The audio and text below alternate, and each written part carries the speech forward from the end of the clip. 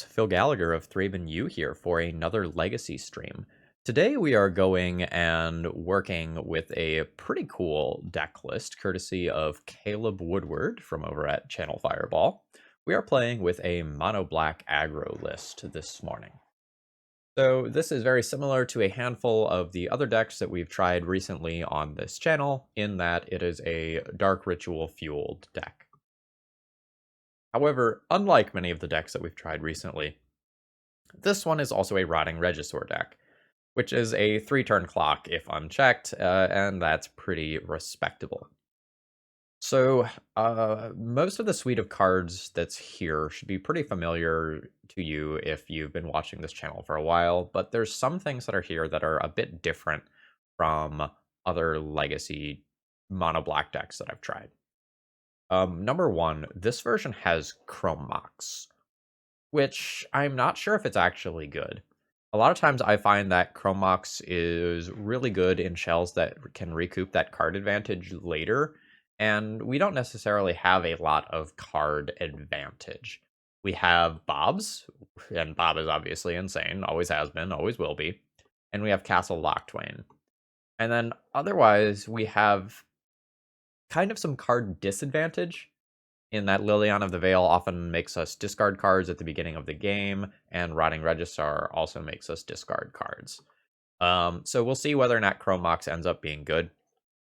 One nice thing that it can do is that it can pitch the non-relevant cards from your hands. Like, there's going to be times where you don't need discard because you're hellbent, and there's going to be times where you don't need removal because your opponent is playing a control deck or a combo deck, and then you can convert those, bad cards, those dead cards, into relevant things. And since your 3-drops are so powerful, like, it definitely is something to being able to cast them sooner. The sideboard is largely full of just common Legacy staples. The only one here you might not be overly familiar with is Bloodchief's Thirst, which is also in the main deck. It lets you destroy target creature or planeswalker with CMC 2 or less. If the spell was kicked, instead you destroy target creature or planeswalker. And this is just a great, extremely flexible answer, although it is a sorcery, and it's a little expensive to go and kill something like, say, an Oko, Teferi, or Narset. We are playing Wasteland in this shell, so we're not full-on land destruction like something like Pox might be, although this is a portion of the deck. Get ahead on board with something like a Lily, Rotting Regisaur, Opposition Agent, and then go ahead and decrease your opponent's ability to cast their spells, either through discard or Wasteland.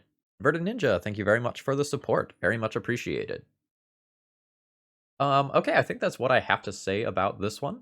Remember, if you're enjoying my content, please like, comment, subscribe, that sort of stuff. We're getting real close to my current personal goal of 3,000 subs. And if you want to see your own deck on the YouTube channel, or you want this deck list, as always, they're in the video description. You're telling me my hand has a Dark Ritual and 1 spell? Yep.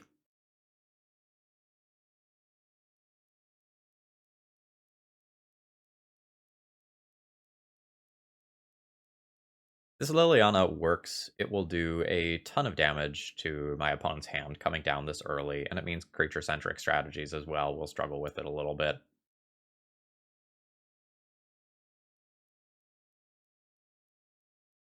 This doesn't work. Whatever, I accept my fate.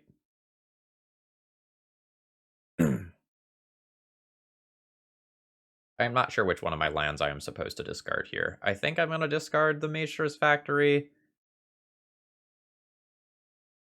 because I see myself wanting black, and I see myself wanting this Wasteland.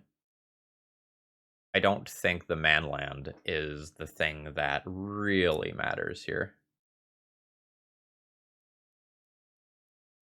We have identified that our opponent is on a black deck of some kind.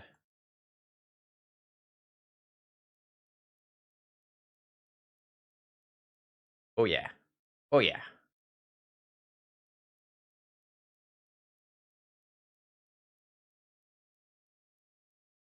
Opponent's on some sort of like Esper Delver list, maybe? You can sacrifice a creature.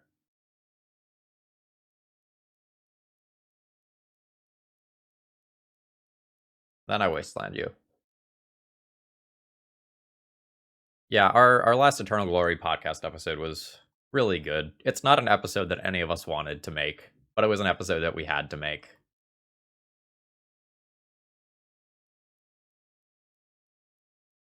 Whoa, baby. The chains.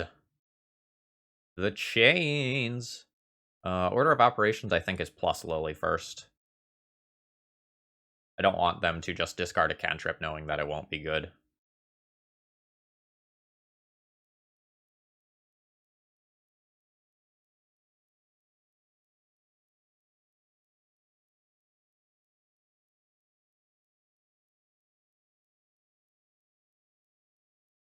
Ooh, Dovin's Veto. So my opponent might be a touch bigger than just like a regular Delver deck.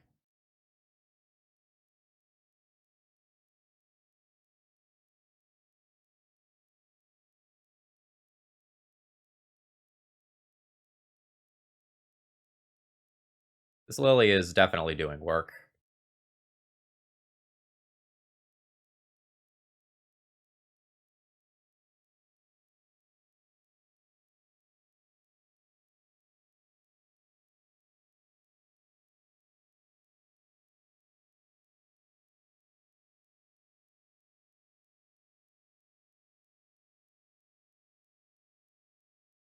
My opponent just has a bunch of reactive cards like Dovin's Vetoes and Spell Pierces, and not proactive cards like, say, True Name Nemesis, Delver, or Stoneforge Mystic. I'm in a good shape. Yep, there's another Spell Pierce going away. I need one more mana to activate this, but that's fine.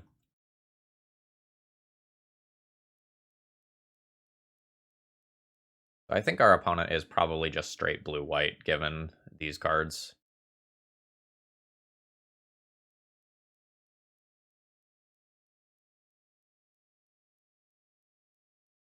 Bounce your bob, get wrecked, sucker! Ha ha ha ha ha! Brazen Borrower! Please don't actually have that, though, I'll be sad. Alright, we got a Mystic Sanctuary out of that. This is one of the most dominant Liliana of the Veils I've played in quite some time.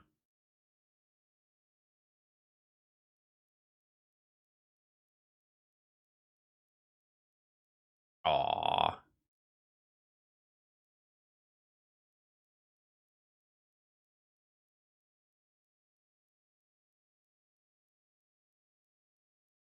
So here goes my opponent's last card.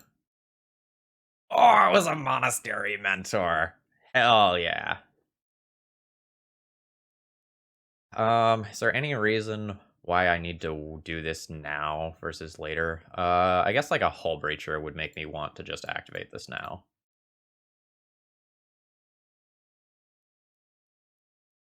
I'm happy enough to see this.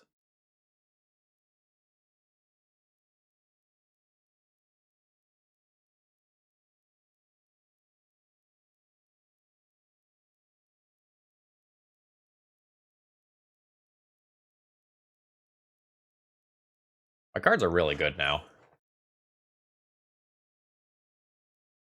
I don't know that I'm supposed to Lily Plus. I can just put 2 Planeswalkers in play, or like a Planeswalker and an opposition agent, and call that good.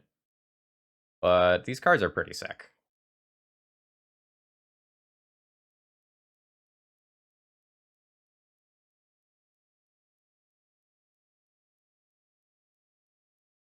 I really do want to keep plussing the Liliana so I can like ultimate it and then keep it around.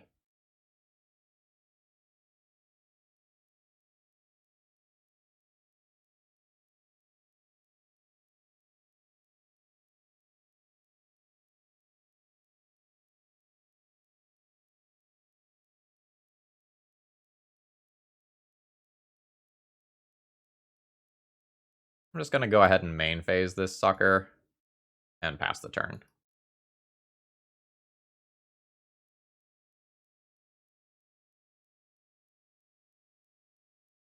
Okay, and our opponent is done with us, understandably so.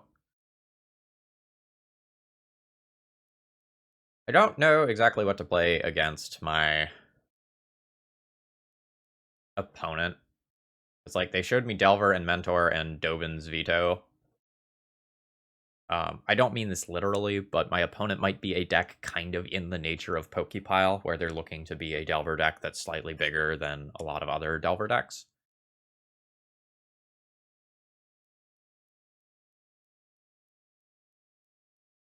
Since I saw Mentor, I want Plague Engineers. And maybe Toxic Deluge. Against the Delver side of the equation, I want things like Bloodchief's Thirst and Liliana's Triumph. I don't know if Stoneforge Mystic is there. Like, Stoneforge Mystic is something that would make these cards potentially good. I think I'm going to load up on removal spells. I think my Revokers are a little too likely to die, either to, like, my own Toxic Deluge or my opponent's Supreme Verdict or something like that. And I don't know, like, how many Planeswalkers and relevant cards my opponent is going to have for this anyway.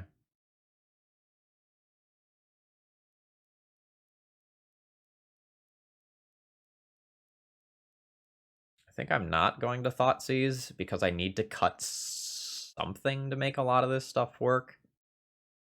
And I don't really like Rotting Regisaur against Source of Plowshare decks. They just answer it for one card easily, and I often end up going down cards. This would leave me at 58 cards, and 4 win conditions shorter than normal. Is that okay? I guess Plague Engineer is kind of a win condition.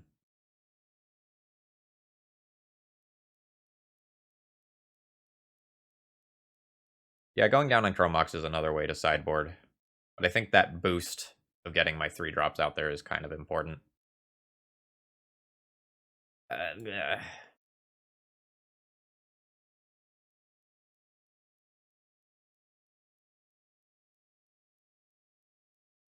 I kind of want another threat or two in the sideboard. Well, this hand is a land away from excellence. We're going to have to ship this one back.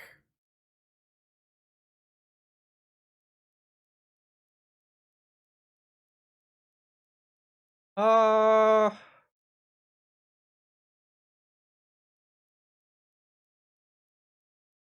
Oh, this one's awkward.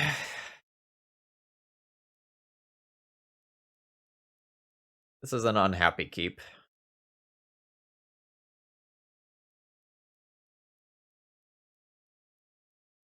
I don't really like this hand, but I don't know that my average 5-card hand ends up being better than this.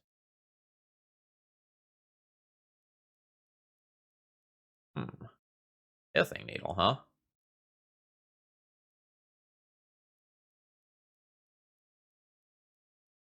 Does make it significantly harder for me to win, admittedly.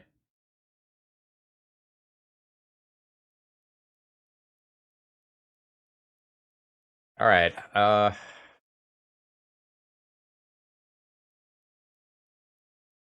what degree of greed am I willing to go for this turn? Because I can Dark Ritual, Pitch Eliminate, him to Turok them, and him to Turok them the following turn as well. And that might be my best way to actually win this game. But the card that I want to put under Chrome Mox is Dark Ritual. Making this turn quite awkward. The way that I mise a win the easiest here is just him to Turoking away a couple of their lands this turn, and then him to Turoking away their relevant spells this turn. I don't know that turn 2 into turn 3 him to Turok ends up being good enough to win this game.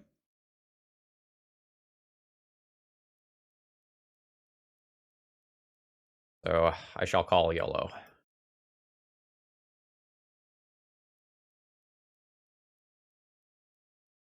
And in order to play turn 2 him to Turok, I have to play Castle Locthwain tapped this turn.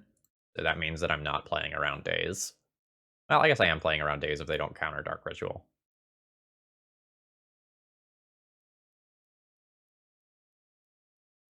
Alright, we hit a True Name and a land. And that's a real shame that Castle Locthwain enters tapped, or I could just him again immediately.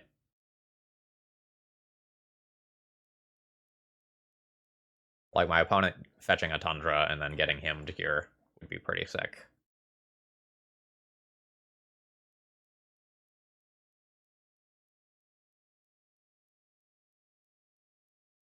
Scumbag Castle Locthwain. Now, if I want to play around Days, I have to play Wasteland and telegraph to my opponent that I have that.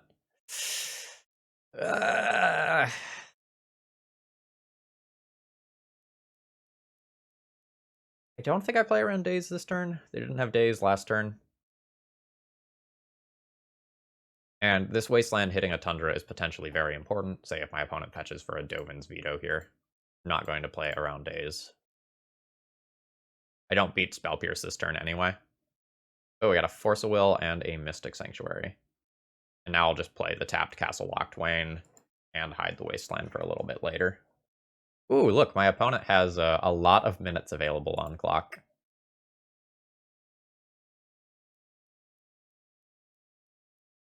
Hashtag just moto things.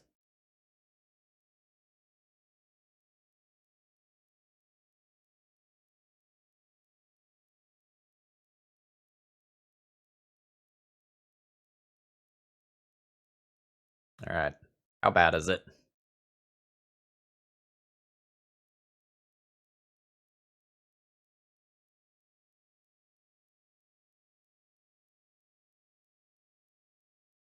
That's some unfortunate timing right there.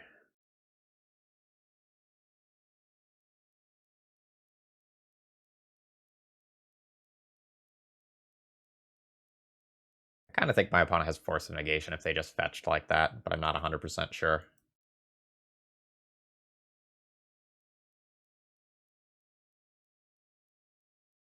I just draw a card here.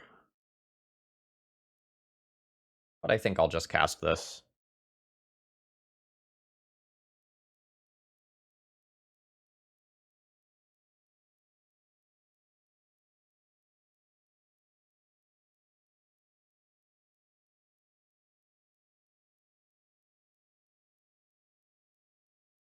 Alright. My position and my opponent's position are probably relatively similar.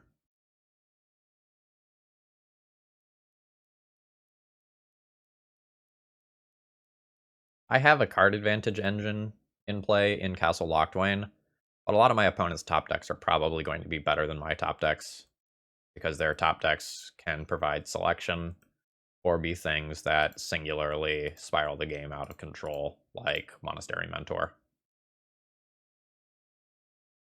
And I'm not quite to a great answer to Mentor yet. Eliminate works, but it's not ideal. I might just play this Chrome Mox without imprinting anything just to get it out of my hand and make it so that I gain less life with lose less life with Castle Locthwain. But I'm not willing to do that just yet. I'll take one more point of life this turn to potentially throw like a Liliana of the Veil under Chrome Mox later.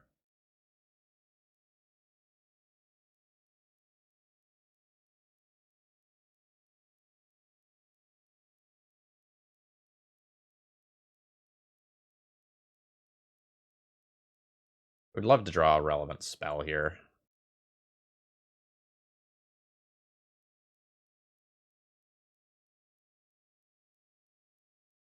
Because emptying their hand with him and then playing a threat is clutch.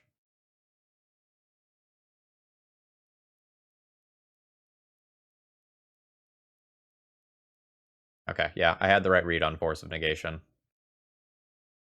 Now that I didn't draw a relevant card, I might just want to bin Chrome Mox.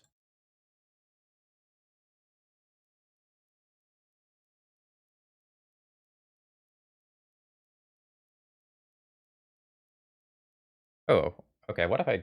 How is the wording of this? Okay, it is a trigger, so I could play Chrome Mox, respond to its trigger, activate Castle Locthwain, see if I draw something that I want to get rid of.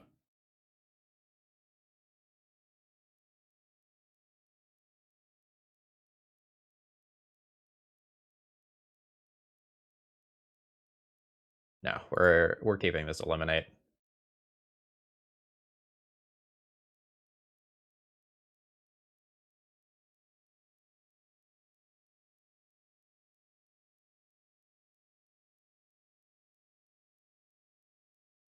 I don't mind that at all.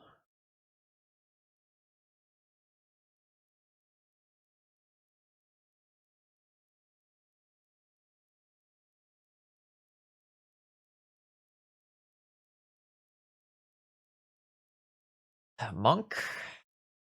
Most scared of Monastery Mentor here?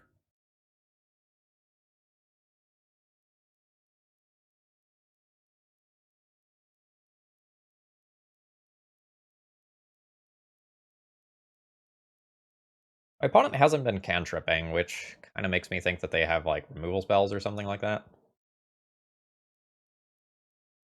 Alright, so that's a Snapcaster Mage into Swords to Plowshares.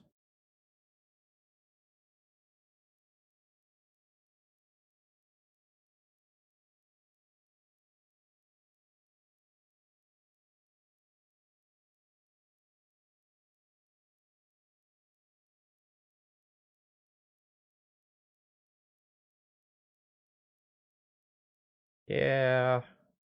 I really don't want to get hit by this Monastery Mentor since my life total actually matters due to Castle Lochtwain. So I'm going to go ahead and eliminate the Snapcaster Mage.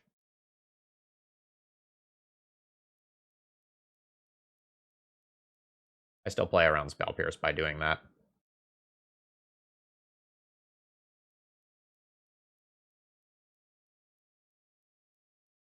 Oh, right, are the tokens Monastery Mentor produces human monks? If they are human monks, then yeah, I should have just named human.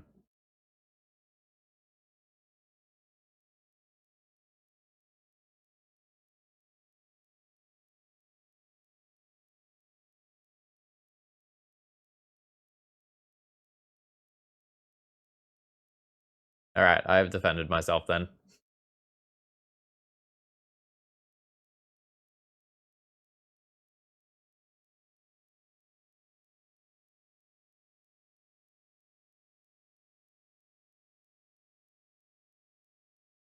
Alright, I will take your Force of Will.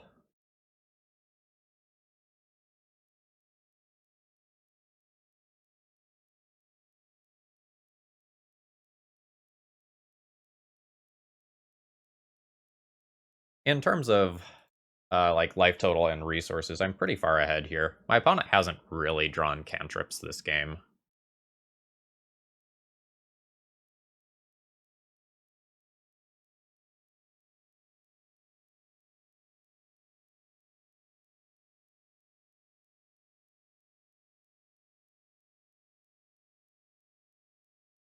Hmm.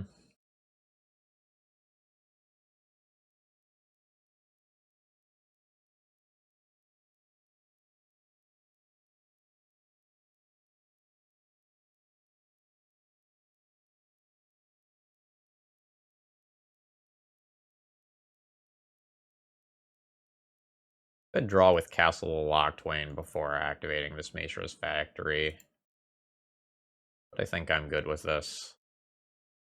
Like if my opponent just has a Swords of Plowshares and I lose Mishra's Factory to that, that's like a Bob that lives later. The main reason to activate Castle Lochtwain first is if I draw something like a Hymn to Turok. And now I know Pithing Needle is on Liliana of the Veil, but I am casting this to get it out of my hand for Castle Lochtwain related reasons. Oh man, shit, we got the Spell Pierce out of it? Hell yeah. Hell yeah.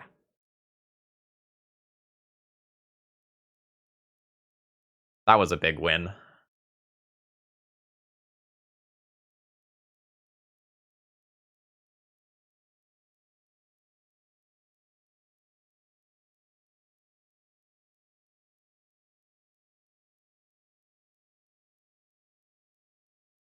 Good morning.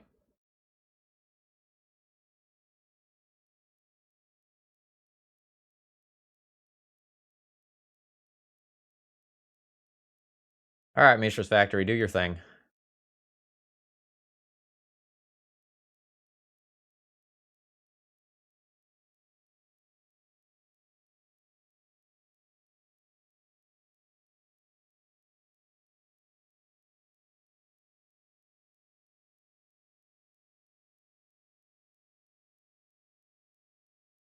Okay, so you can wasteland my Mishra's Factory, and my clock is dampened.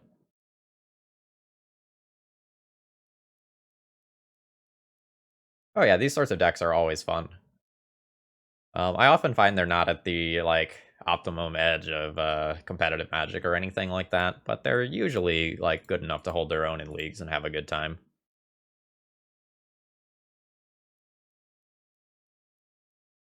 What do you mean drawing horribly? I'm pretty far ahead right now. Like, I'm drawing cards, I'm leveraging my life total, I'm pretty well insulated from threats my opponent can have, I'm more likely to kill myself than my opponent is to kill me right now.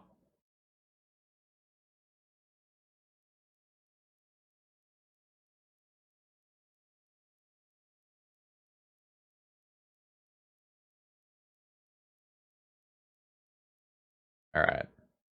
This is a big turn for my opponent. Now my opponent gets to, like, ish through their bad cards and, like, resculpt a hand that maybe does something.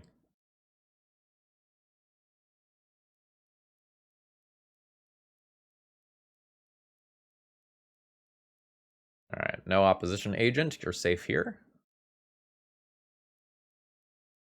Oh man, this turns on Fatal Push. Oh, another Brainstorm. That's not what they want to be doing here.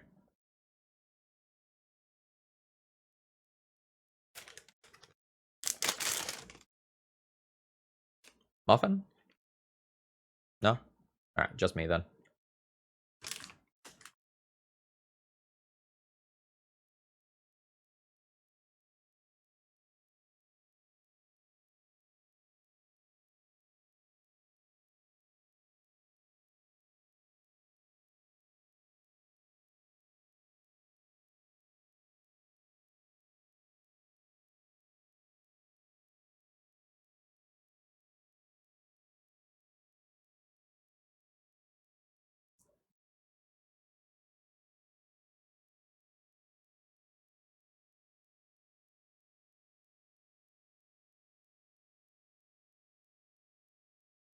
Who dies to Bob faster? I think it's my opponent, but it's pretty close.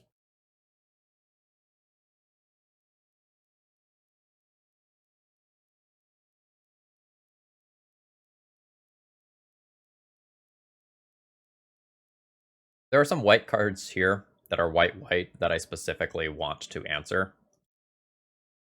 Like, my opponent being able to Supreme Verdict or Council's Judgment here is kind of a beating.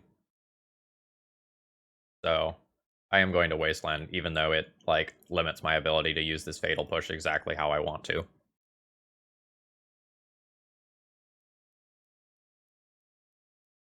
Vintage is a really fun format.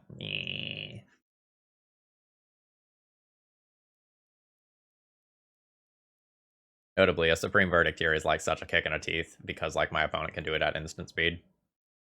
After I lose life to Bob's.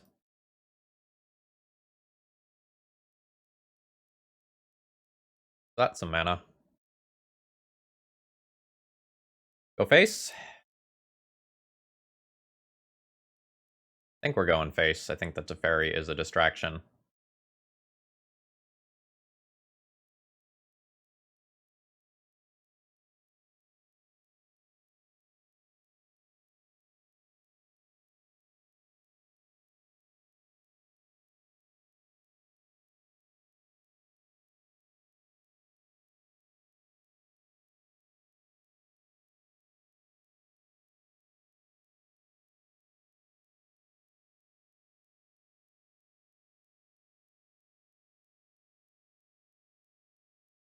Alright, I'm a little nervous.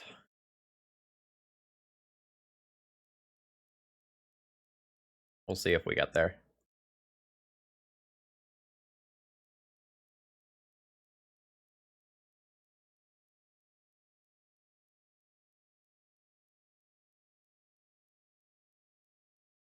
Okay, that's fine.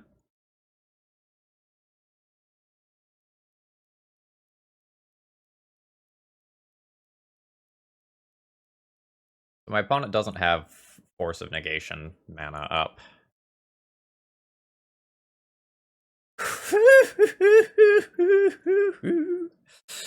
Okay.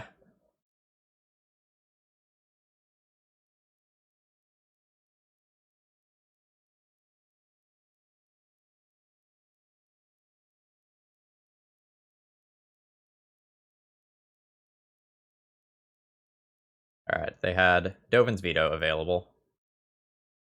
That's fine. So now I go Wasteland. Wasteland, your Wasteland. That turns on Revolt for Fatal Push.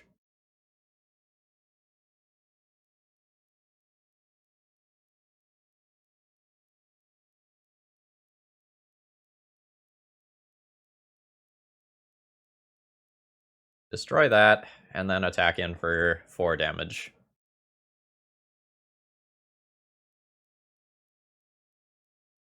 You know, easy win. Typical game of Magic. You only need 1 life point to win. People say it all the time. Just so happens that in this exact case, we did need every single point of life. And the opponent gives me the GG in chat. GG instead. That was an awesome way to start off this league. Okay, our round 1 hand is pretty good. I'm just going to lead on to a fetch land, I think. I don't want to get stifled with this hand. I think I'm just going to fetch and pass. Yeah, vaccine rollout is a little bit messy. Because, well, our previous president didn't necessarily make decisions at a national level in a time where we really needed them. And so many of the decisions regarding vaccines are at the state level, or even worse, at the county level. And that means that things are a little bit of a mess.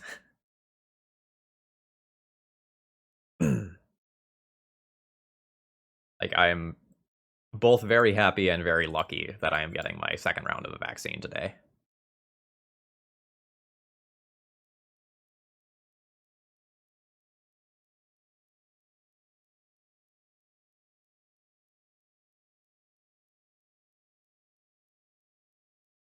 Oh, fuck yeah, I'm gonna get to opposition agent. Yes. Yes.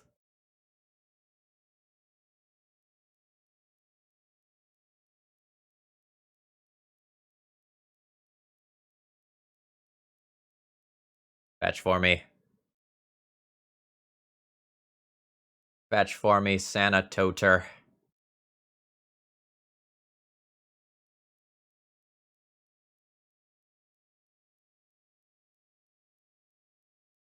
I think this opposition agent resolving is important enough that I cast Dark Ritual here.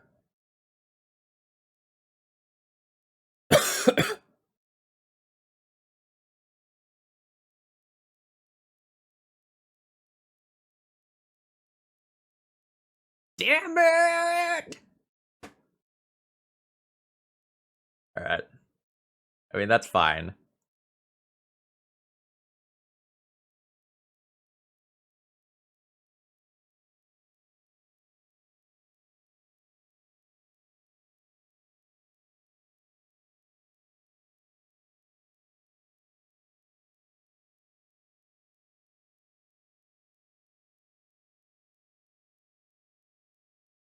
It doesn't look like my opponent's going to be a Wasteland deck, so I'm going to go ahead and play out the castle here.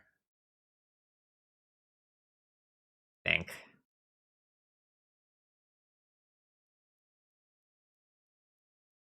No, maybe that's not true. I'm going to play this fetch land out anyway the following turn.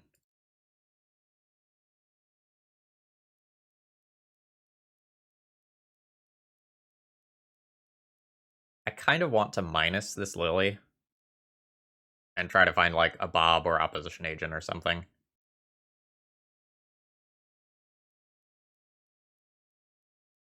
Did not succeed, but I got some bad cards off the top of my library, so I'll take that as a consolation prize. I just need a real threat before my opponent draws an Oko. God damn it.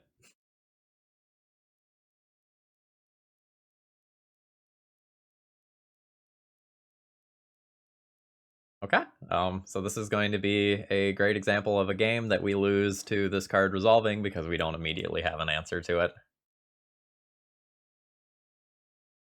I can Fatal Push the food and buy a little bit more time. My castle isn't particularly great here in the face of chains.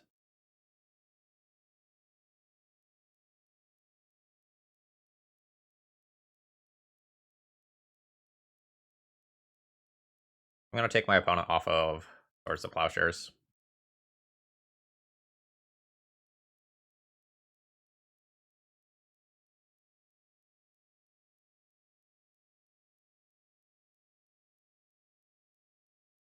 Yeah, we begrudgingly recorded a ban episode this week. It's like the last thing we want to do on Eternal Glory. Like that is one of those things that is unofficially in our mission statement, is that like we try not to do ban focused episodes because we hate them, and there are other podcasts that really focus on that sort of thing.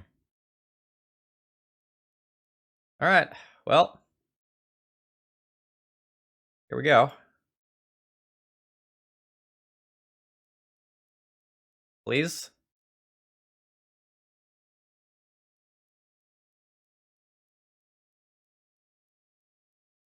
Please. Holy shit. Holy shit, we're not dead. We're not dead, chat.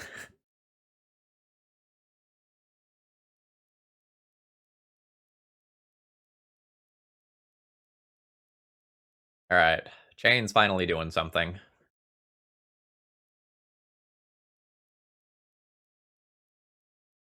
Now my opponent just like fetches, plays another Oko, and I lose my shit.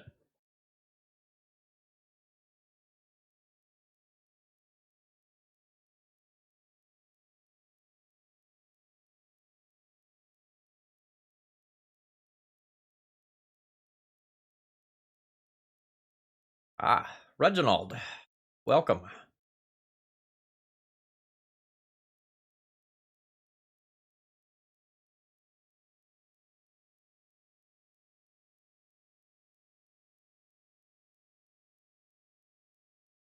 Everything that I'm doing is like working somehow. My opponent isn't drawing their like 7-ish spells that answer this. Ooh, and only one Tundra? Because they're presumably an Astrolabe deck, so they don't get white to get rid of this either?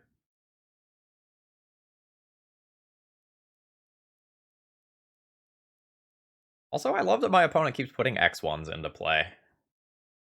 That works very well with my Lily Lost Hope.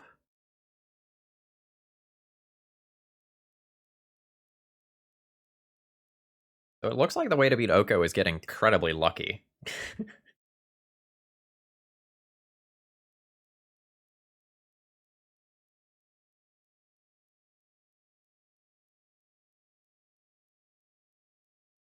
And that's an annoyance.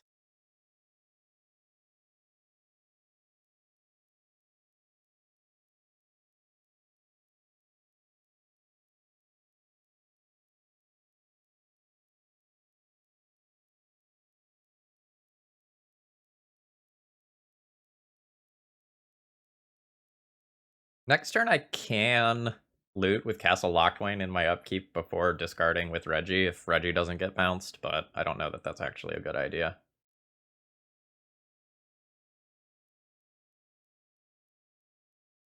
God damn it.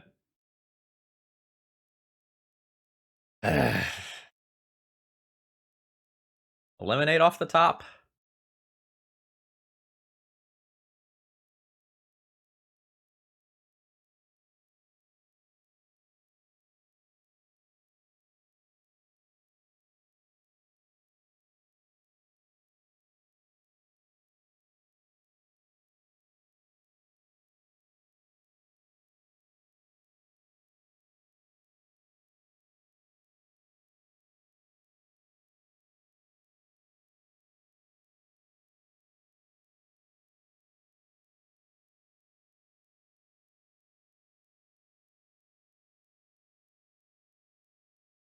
Your wizards. Like, as we said in our episode title for our podcast, come on. Come on, man. It's time.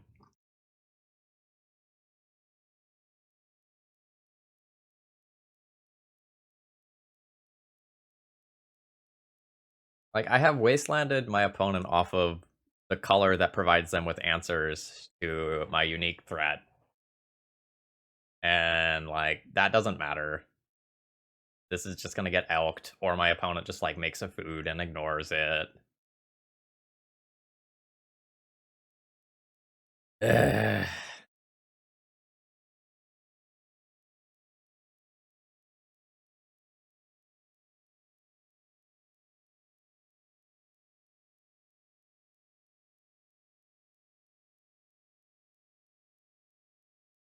Would probably just, like, concede this game if I wasn't playing a donation deck list and I was just playing this on my own here.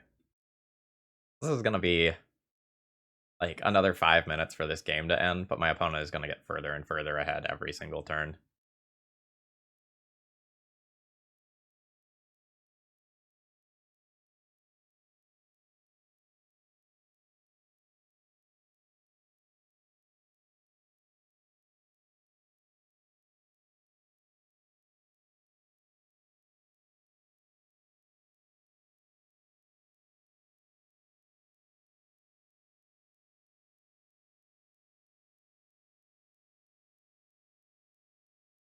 Oh, I might win, but the experience will be miserable.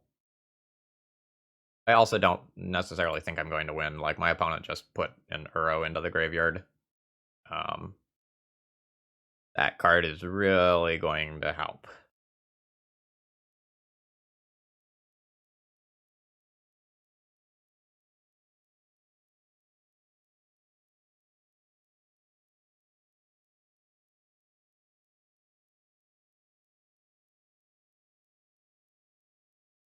Like, I should really just consider minusing this Lily here and trying to hit another creature that I can put into play.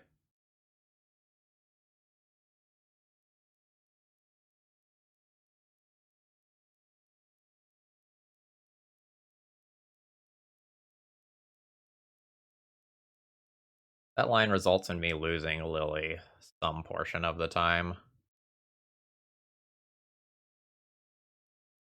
Maybe I don't.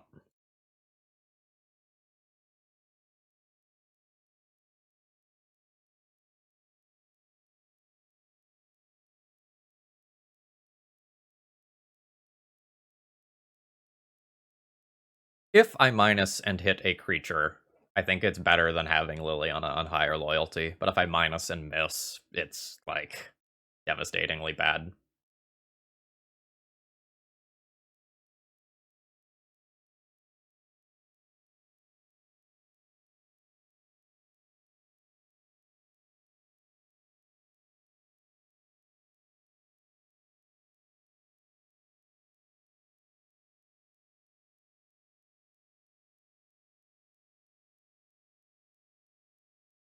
Alright,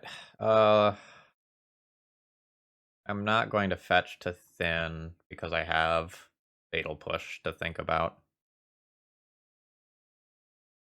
Yep. Yeah, and I can just discard this. Chains makes the looting aspect of this pretty awkward.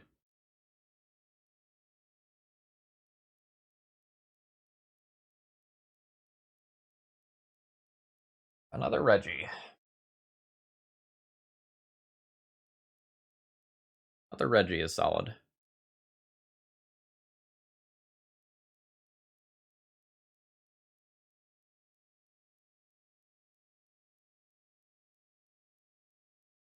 So I definitely attack Oko with that. My opponent either chumps or trades.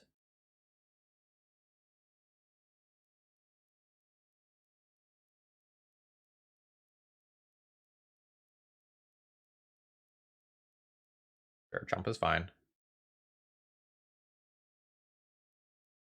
I did it that way so that I have the possibility of Lily minus and bringing back the Regisaur if my opponent chooses to trade.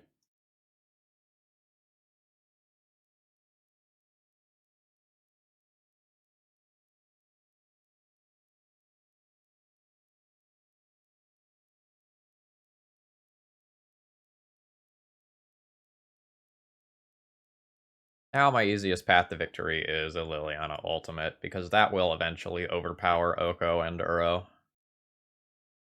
I'm very happy my opponent doesn't have access to white mana for Terminus.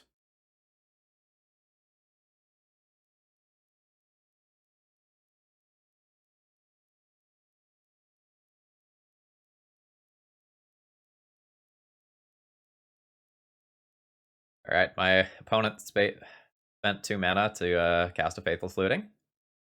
They did find white mana.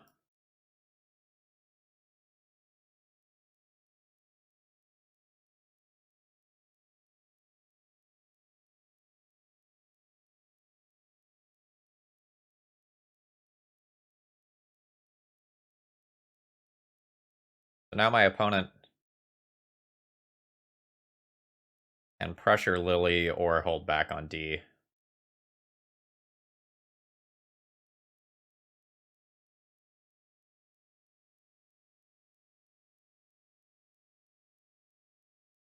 Alright, they're choosing to pressure Lily.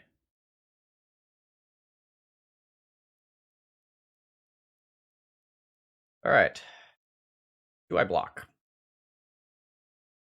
If I don't block, I get to kill Oko. Presumably. Killing Oko is really important.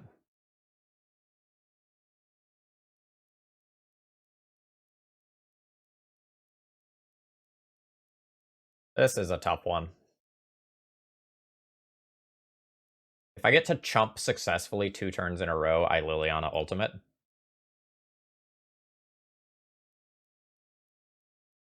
But I don't remove this Oko. And if my opponent just, like, does something like plays an Astrolabe this turn and then gets to plus on it the following turn after I chump, I think that's bad for me. I'm not going to block here.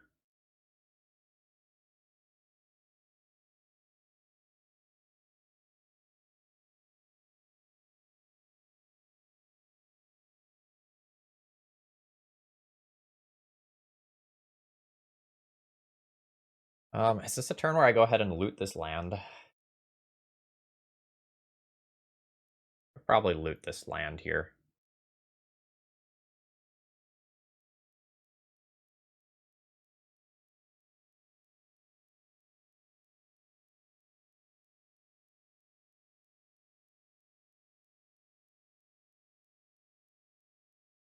That's strong. I like that.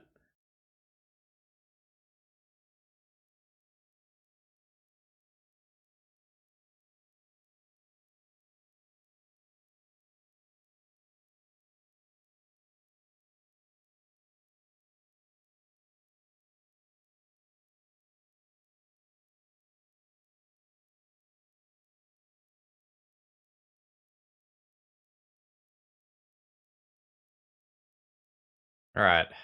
Oko number 2 is dead.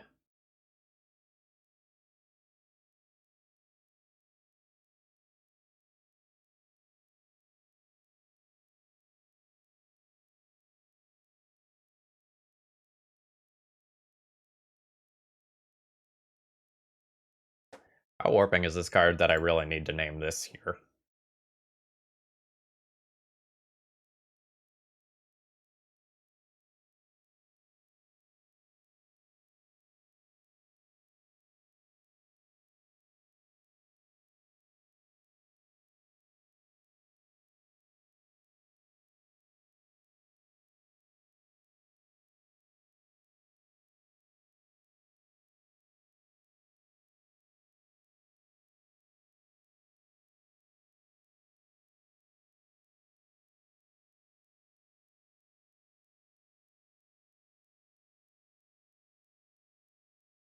Gonna go ahead and chump here and protect this Lily.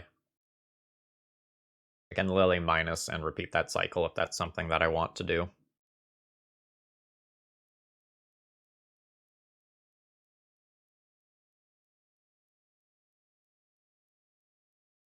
Oh, that Death Touch is solid.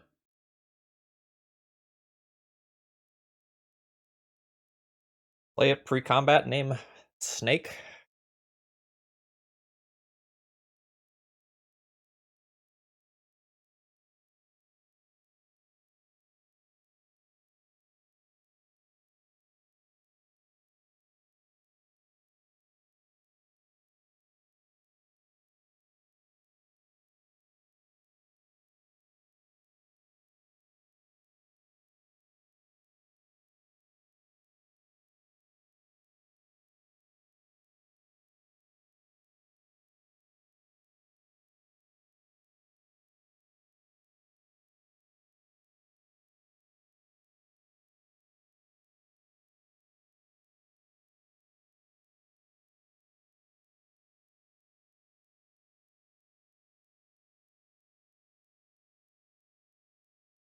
That's annoying.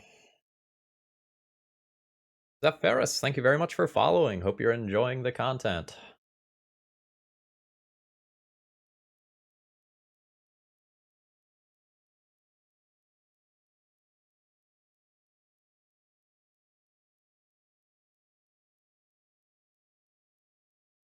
Also, like, how many removal spells am I playing in my deck and I haven't hit one?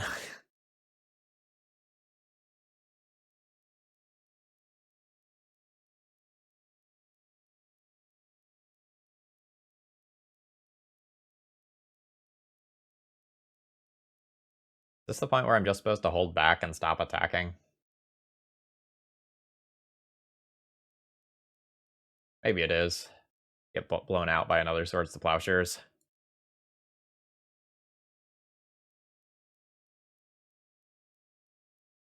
Luca Bruno, thank you very much for following as well.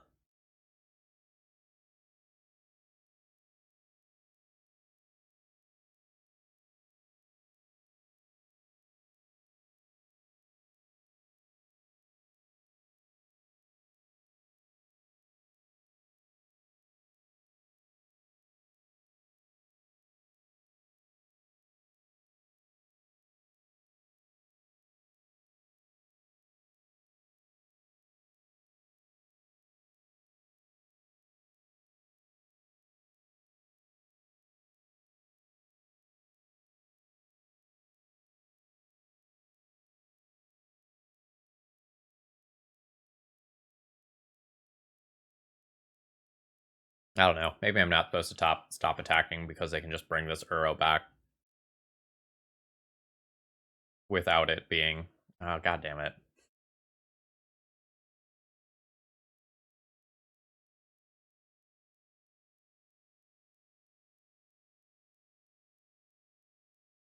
So now they get to loot into that Swords of Plowshares, and I'm not even given the opportunity to do a double block that can be successful. And because I can't do that, then they can just, like, Swords of Plowshares this new Bob. Yeah.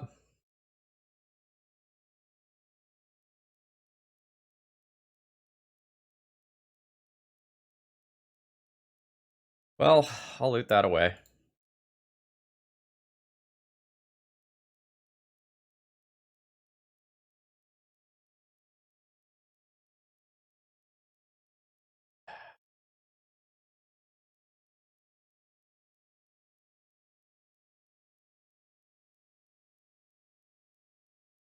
Well, this sucks.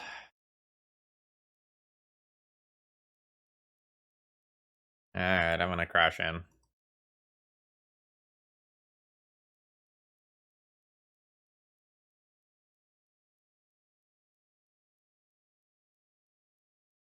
Like, this is just miserable magic.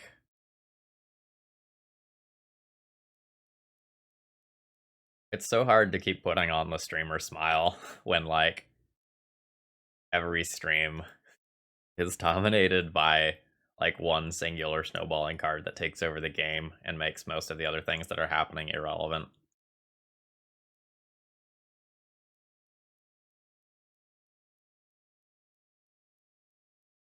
I guess I can loot first. The looting is a little dangerous, actually. Right now I'm in 3 Uro hit territory.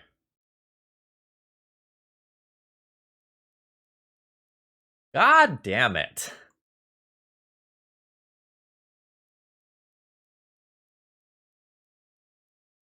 Yeah, Uro is annoying, but, like, if not for the 2 Okos, this game would be totally reasonable, right? Like, I wouldn't have hemorrhaged resources, I would have had, like, a Bob that was drawing me cards, or a Regisaur that was, like, going and hitting in chunks of 7, and this game is over. And that's not that big of a deal.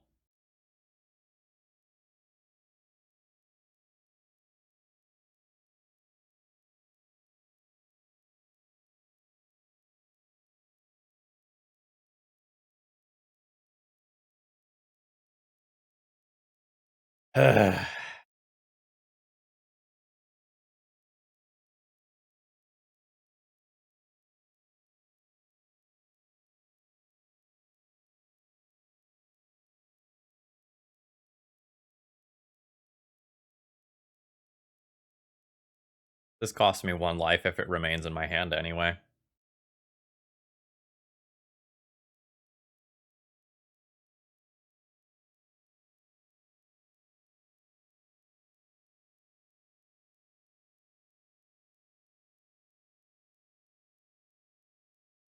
I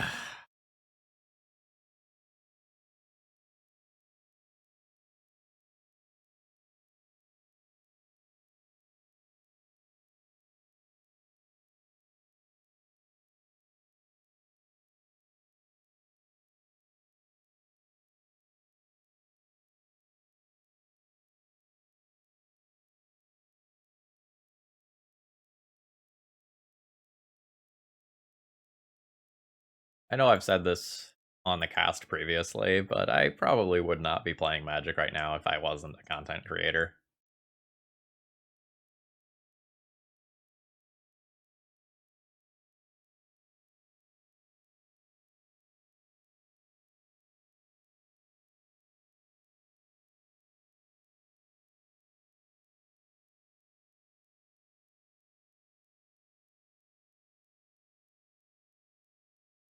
Do I just want to leave myself dead to a removal spell?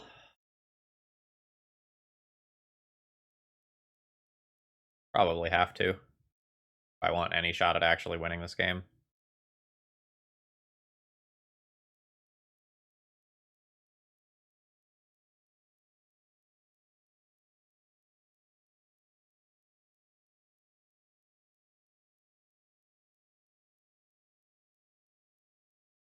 Yep.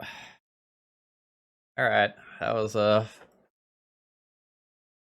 fun game of Magic where I had determined that we lost on about turn 5 when the Oko was unchecked and we had to play a billion more turns before my opponent could actually kill me.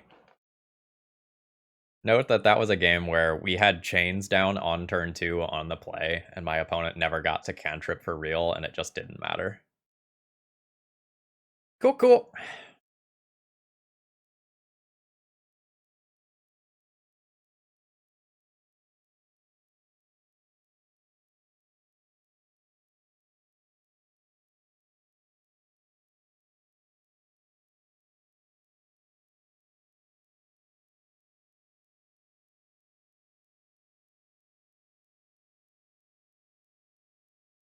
I know I want these.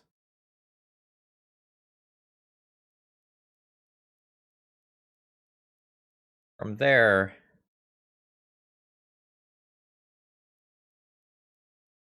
it's a little harder.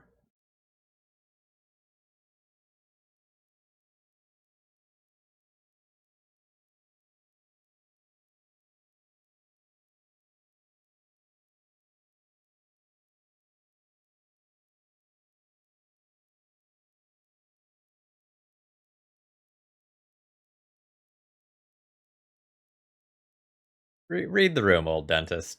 Read the room.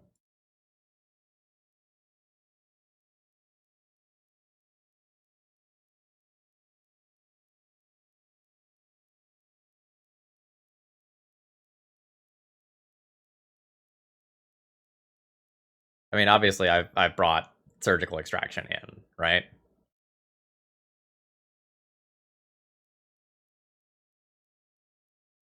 Like, I think hitting either Oko or Uro is totally reasonable. I wish I had more surgicals so that that could more reliably be a plan.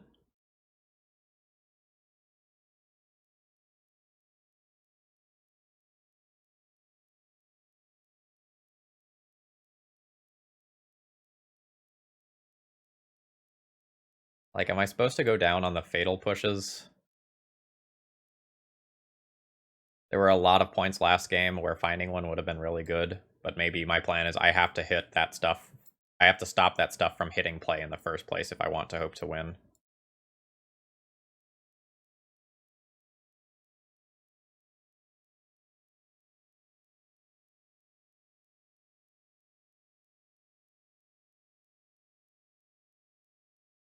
Yes.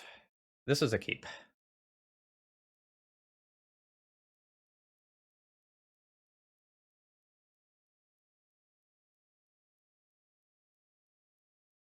I think I want a Lily on turn 1, followed by him on turn 2. That uses my mana most efficiently.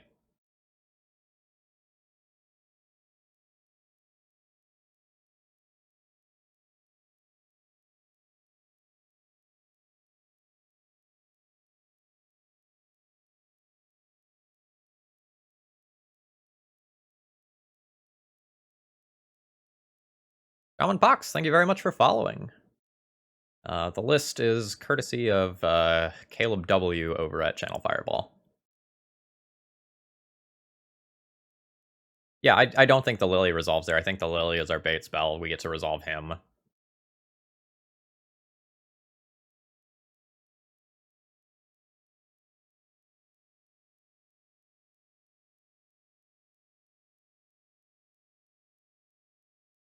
God damn it.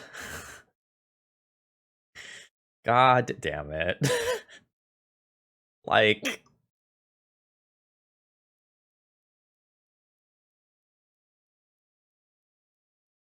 Please don't have Swords to Plowshares right now, so that you can float white and answer this. Can I not fucking win anything today?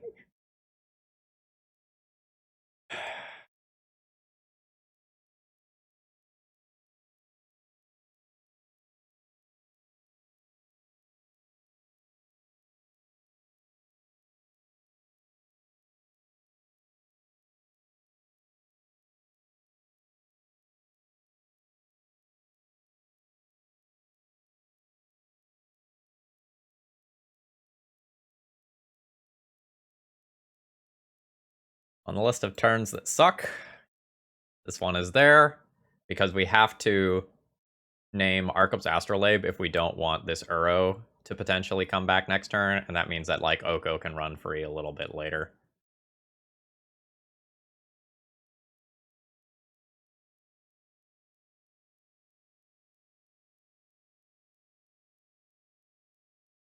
But this game is tight enough right now in terms of resources that I might be able to, like, keep my opponent off of casting this card for a considerable amount of time if I shut off Astrolabe.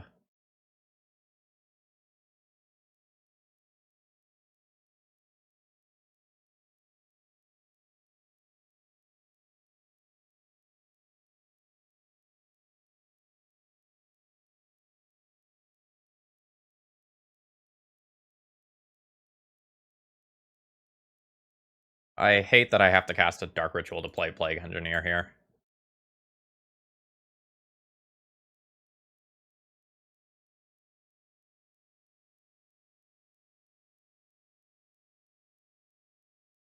I maybe should have done this pre-combat for Snake.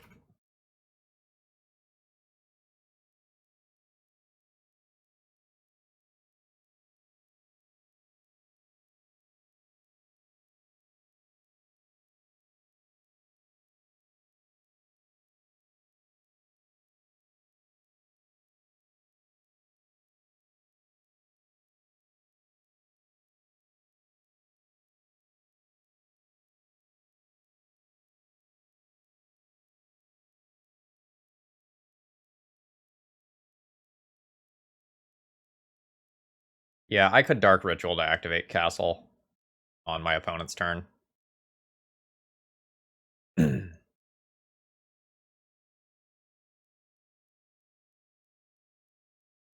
can draw, like, exactly Thoughtseize right now. That makes me want to do this now. I guess. I guess that's fine. It's definitely one of those things that I don't love doing, but we've used both of our Dark Rituals in kind of shitty ways. We've drawn them at the wrong portion of the game.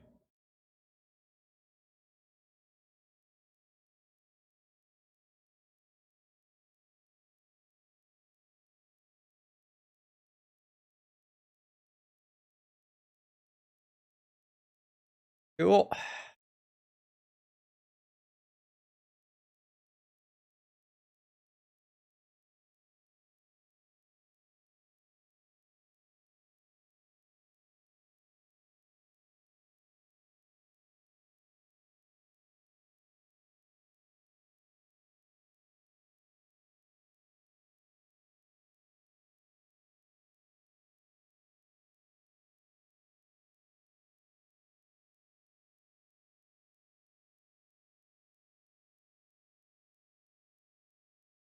And this is a turn where having the Dark Ritual would be phenomenal.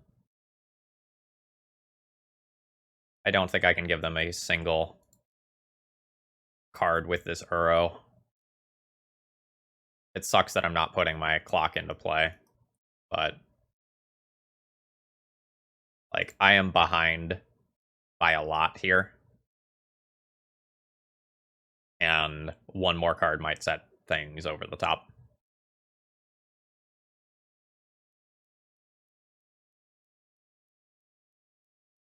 Cool.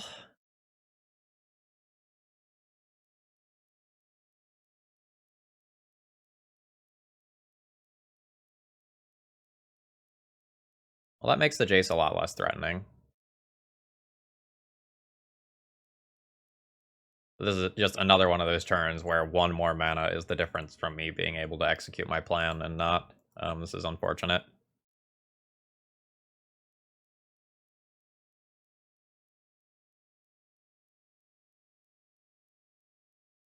You don't get laughed out of the room if you play a Jace the Mind Sculptor, but like there are better things to be doing than Jace.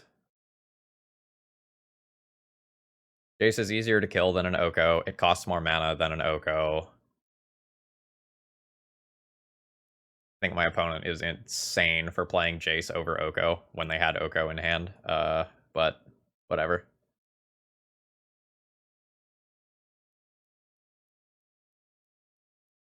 Yeah, the fact that Jace gets hit by most of the cards that deal with Oko, I think really puts Jace into kind of a questionable spot overall. Like if you're, your Pyroblasts, your Pithing Needles, your things that like target and destroy Planeswalkers hit like Jace and Oko, and you're not gaining anything by playing the Jace.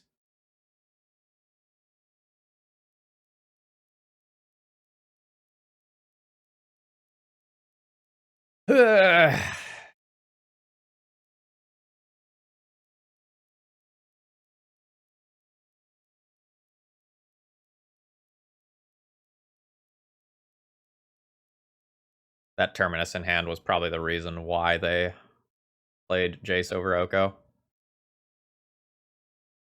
But I still don't know that it's actually better.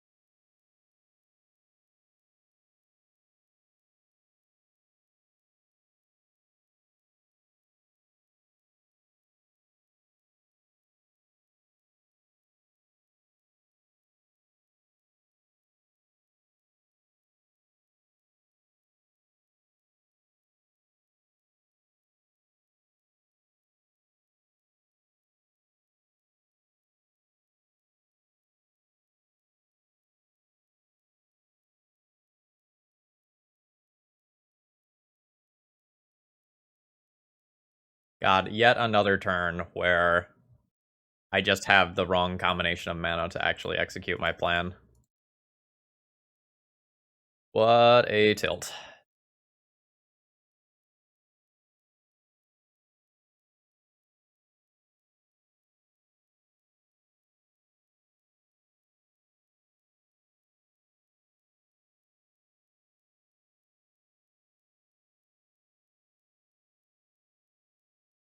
Yeah, we're beyond dead at this point, but I've played out this much of the misery, so might as well continue.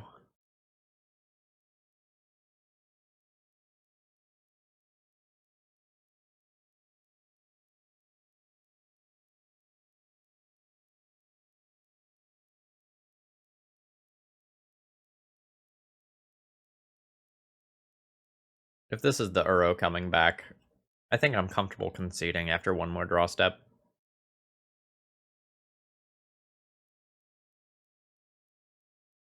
I'm not, like, technically dead to this, but, like, Once the Regisaur is making me discard my own cards, and like my opponent has an active Jace with more than one loyalty so that it can bounce my creatures. Yeah, alright.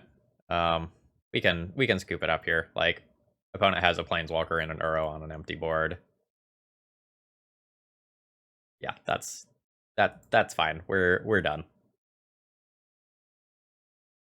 This opening hand's a little weird because I don't exactly have a reasonable turn 1 play, but I can do turn 2 Opposition Agent into Rotting Regisaur, which is maybe powerful enough to keep. This one's kind of sketch, but YOLO?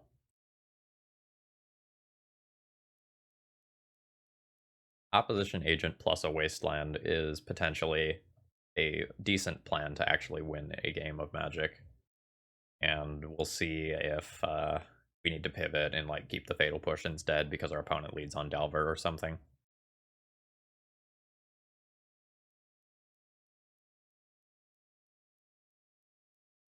Opponent mulligan? Okay, yeah, opponent mulligan to 6 and is trying to figure out what they're doing with their life. Uh, best draw for me is probably just a Dark Ritual. Hymn to Turok is also just great. Please don't be playing Snow. I don't know that I can deal with another Snow round after that last, like, horrible round.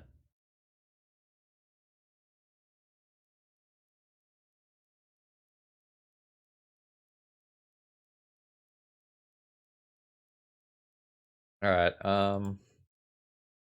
we'll just go Swamp Pass.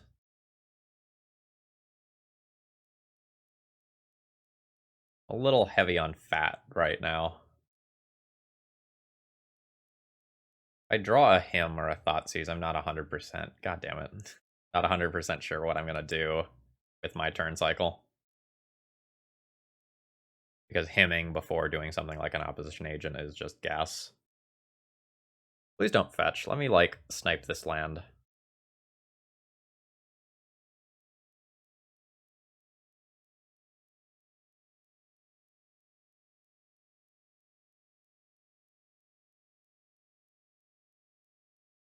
I'm gonna go ahead and put the Fatal Push under and then pass the turn, hoping to actually get something with Opposition Agent.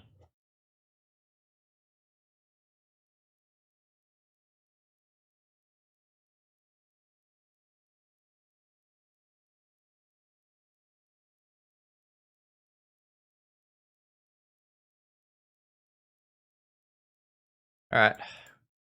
We'll try.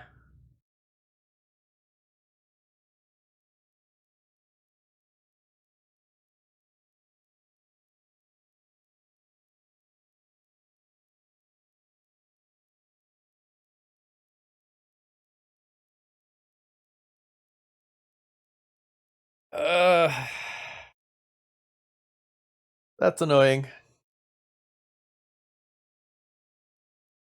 My opponent just plays an Oko here. They probably win the game.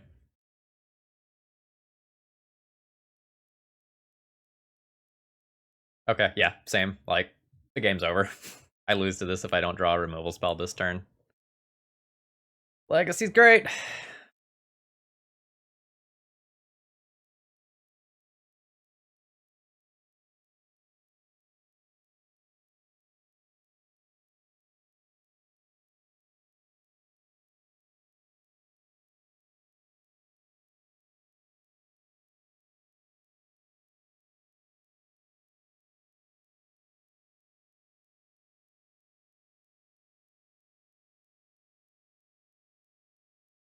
Turn cycle's really awkward. I think I need to play this since it won't die to bolt effects if my opponent is doing that. But if this gets Force of Willed, the Opposition Agent that ends up being my follow-up is much weaker than the Rotting Regisaur. And I can Opposition Agent and try to kill Dreadhorde Arcanist in combat if my opponent just has Swords to Plowshares or Oko for Regisaur. We're 1-1 currently, but we're likely to be down a game right now. Oh, nope.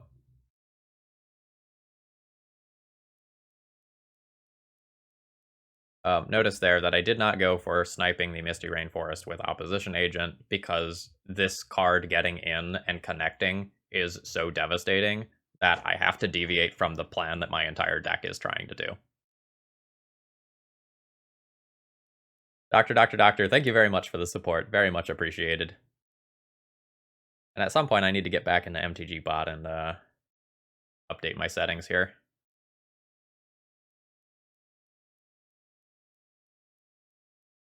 Alright, we successfully kept this thing from attacking, which is fantastic.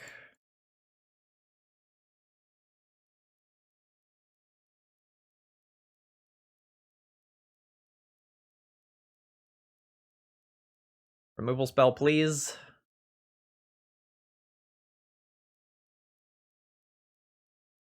Land. Alright, can I even attack with either one of my creatures?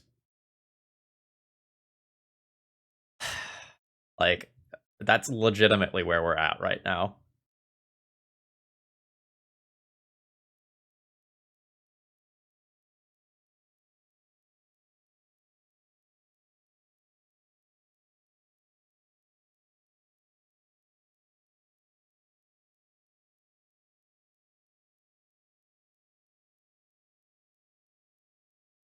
If I attack with both, I have a 2-turn clock.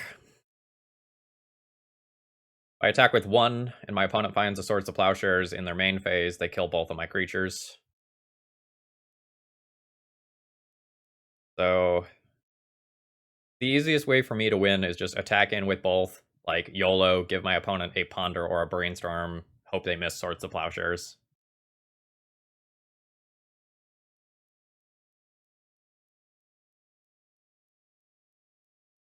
Because I think if they find Swords of Plowshares off Ponder next turn, I just lose. Yeah, alright. Fuck it.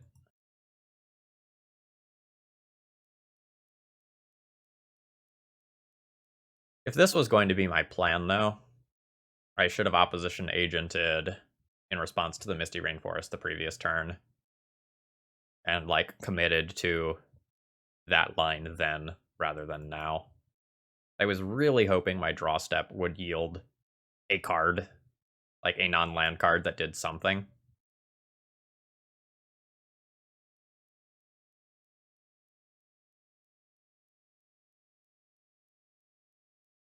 Because, like, if we just draw a removal spell, it's so much better to have played safely.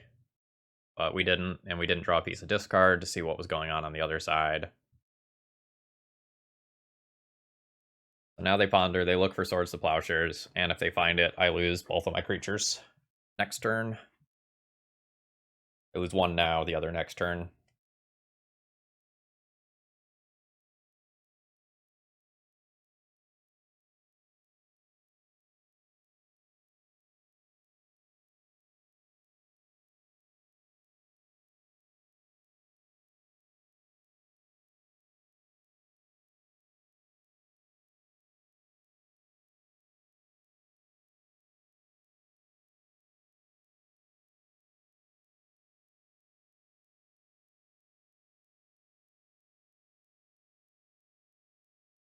Not exactly sure why we're casting Brainstorm in attackers, but whatever. Probably doesn't matter.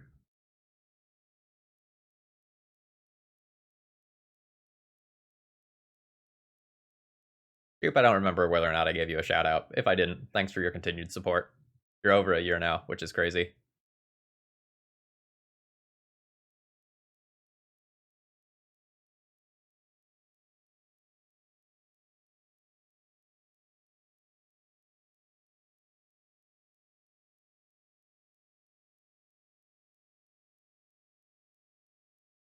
Alright, I mean, gotta commit.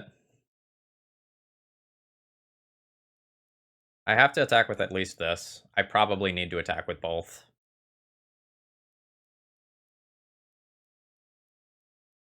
They have something like an Ice Fang Coatl or a Swords to Plowshares. I'm kind of dead. Maybe I hold the Opposition Agent back.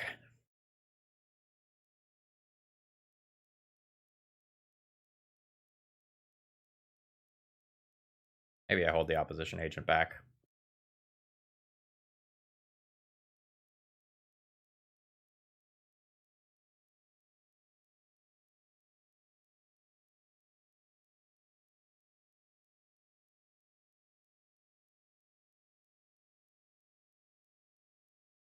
Alright. So now I have kind of a solidified idea of what's going on over there.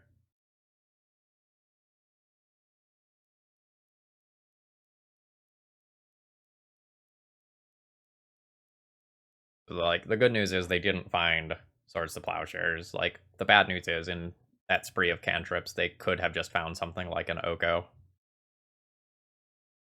And, I don't know if you realized this, but that card is bullshit.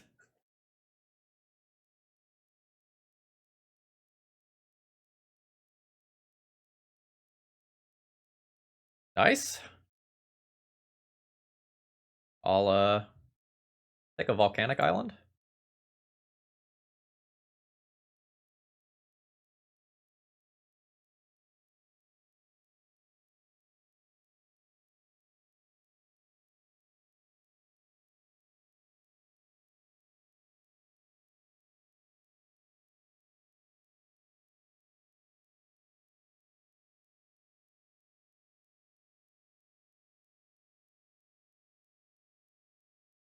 Their Brainstorm has to be pretty good. They essentially have to deal with both of my creatures. Otherwise, Opposition Agent blocks and kills Dreadhorde Arcanist, and, like, Rotting Regisaur kills them. If they can answer both of my creatures, like, I'm not quite ready to concede, but the game probably ends. But I've known for a couple of turns that, like, what I have is this board. And if this board doesn't win, like, that's that. Oh, also, it's like, sorry, I just noticed that some of this stuff is off screen. Let me try to readjust properly. That should be about right.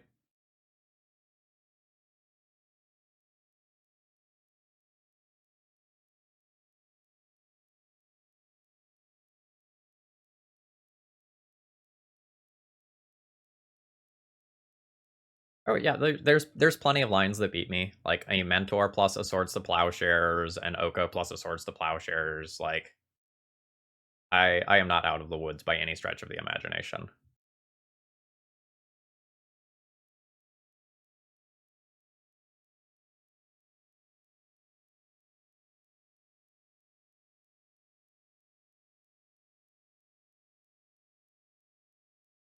There is a world where I am not supposed to cast this pre-combat, but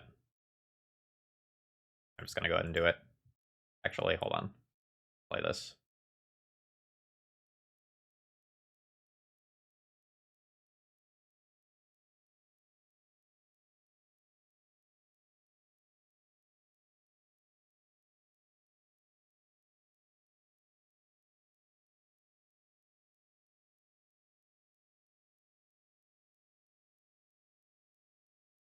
Oh yeah, I mean, that's exactly the sort of draw that I'm looking for. There are some weird combinations of cards that can kind of punish me for doing this, though. Yeah, that's an example of one of them.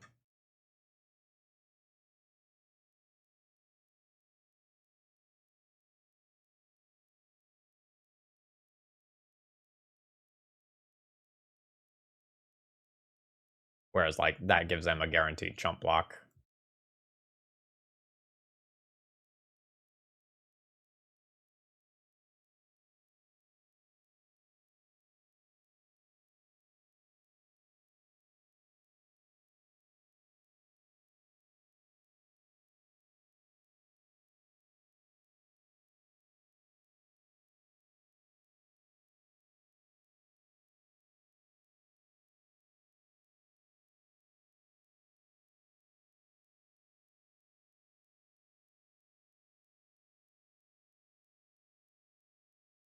Yeah. I probably lose from here.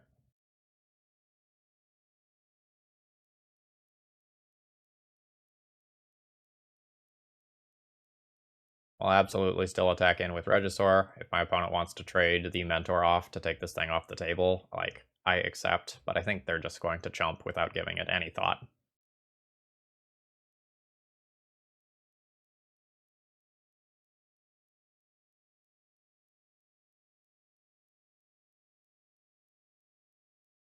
Cool, cool.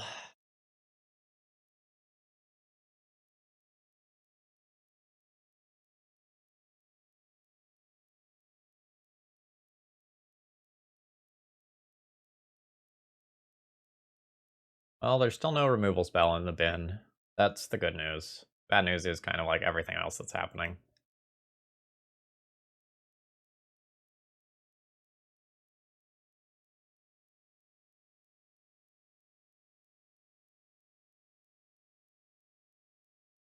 Like, my opponent just jump blocks here, then they Dread Hurricanus, they attack, they, like, brainstorm, find some answer to one of my creatures, and I don't come out from that hole. Like, I'm fine with it, it is what it is, but, like, it's so disappointing that a skill-intensive format like Legacy just boils down to, like, unchecked Dreadhorde Arcanist or Oko in so many cases. Like, I had to warp my play patterns incredibly in order to try and beat this card this game, and even after doing that, I still probably am not going to win. Say la vie. So it goes.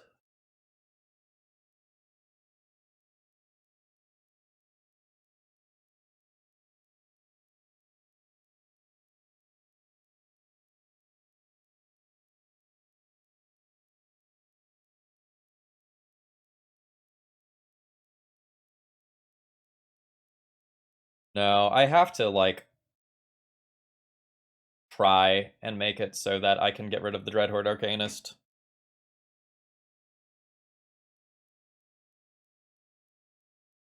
Alright, now we're in the position where I don't win. Like, Dreadhorde Arcanist attacks next turn, Swords to Plowshares, Regisaur, and, like, then I'm dead.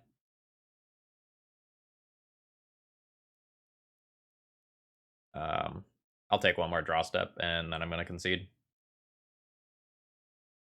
Oh, and they have a second Dreadhorde Arcanist? Yeah, we're dead.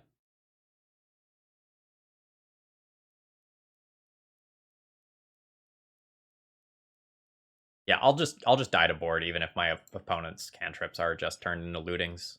Rockonatus, thank you very much for the continued support. Up to nearly a year now. Alright. I need stuff that kills creatures.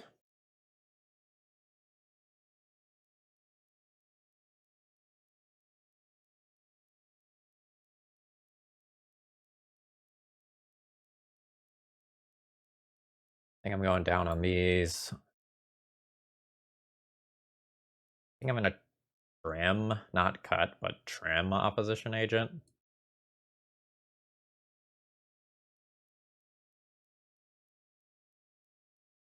Good morning. Honestly, the last time I played against a deck like this, I had chains in play and it just didn't matter.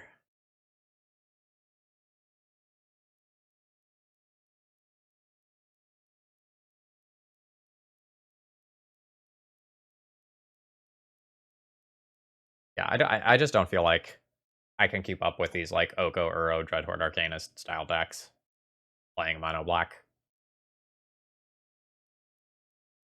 Maybe I go down some Chrome Mox, yeah. Like, I feel like I need to keep most of this stuff. If I cut Chrome Mox in, I can play a set of Thoughtseize and, like, try to punch a hole.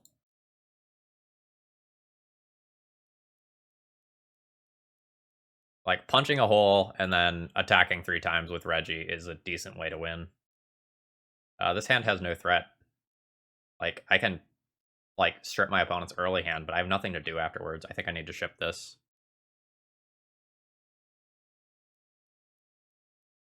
Uh,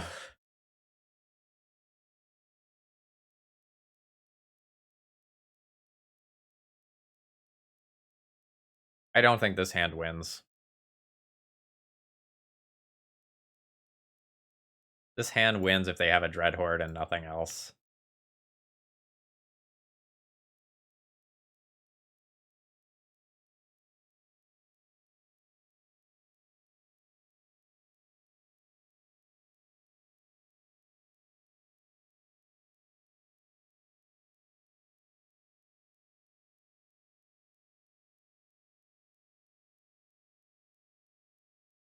Yeah, if they do something like Dreadhorde pass, I thirst it, Dreadhorde pass, I thirst it, and then I resolve Regi, like, maybe, but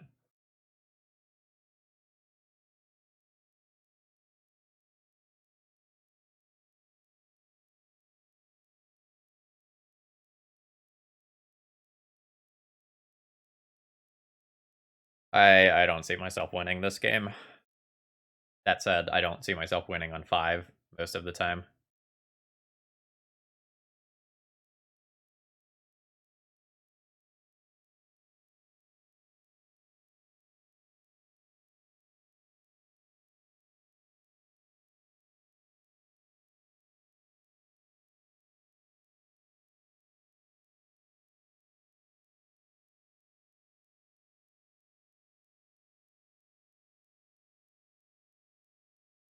So this isn't the perfect brainstorm that gets to, you know,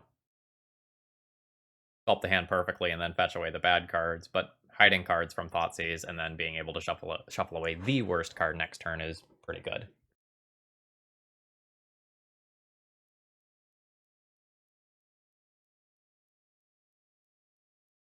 Uh, like,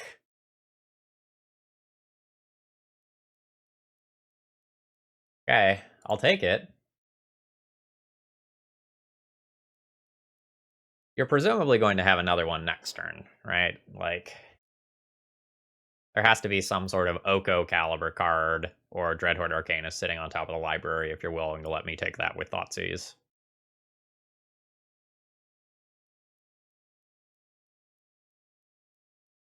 Ah, shit. That probably means their top 2 cards were like Hull Breacher and then Days Undoing.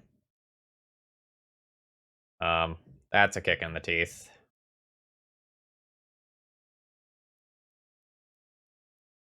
Alright.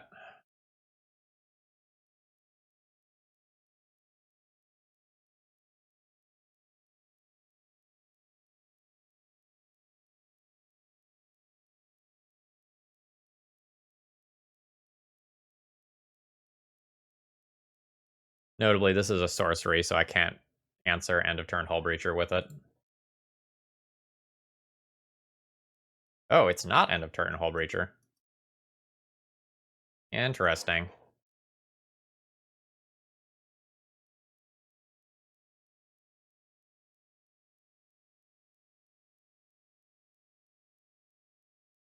I probably have to discard one of these. The 4th mana is really important to be able to kick a Bloodchief's Thirst. But here we're definitely feeling the downside of Regisaur. This is the card that you're supposed to play slowly. Like, you want to do everything else you can first, and then do this, and then the pile of, like, removal spells doesn't play towards that.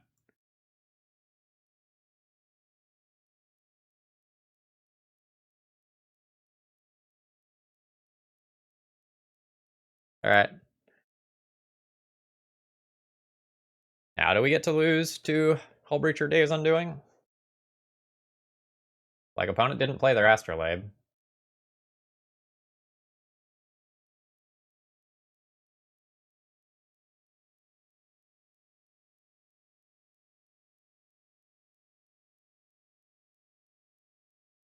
Alright, Moto.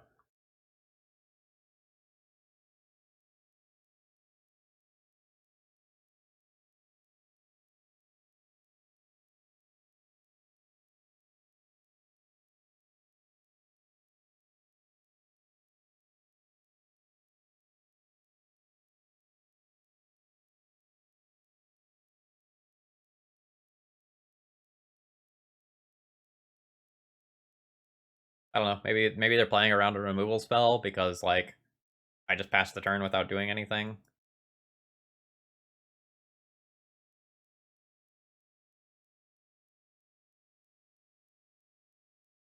I'm just gonna cast this card rather than trying to get maximum value out of it. Like, this game going long just favors my opponent, like, unquestionably. And I need to put a threat into play.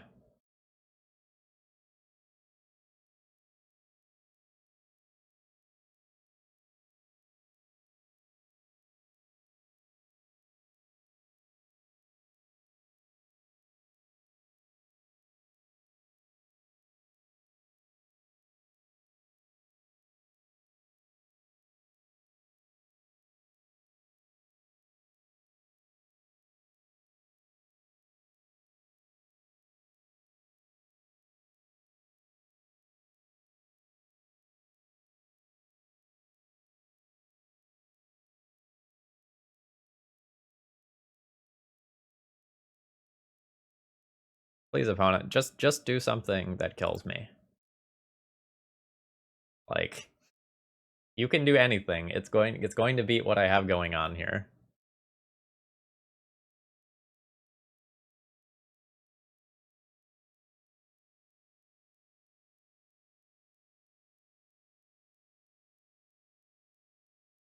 Plus, Magic Online's getting a little laggy, and I kind of want to restart it.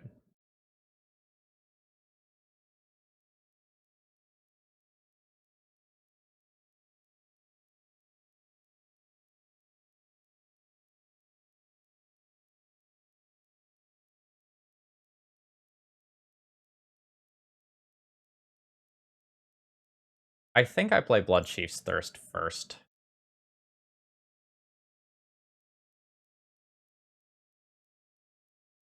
This can get Force of Will or Force of Negation, and... Nope, okay.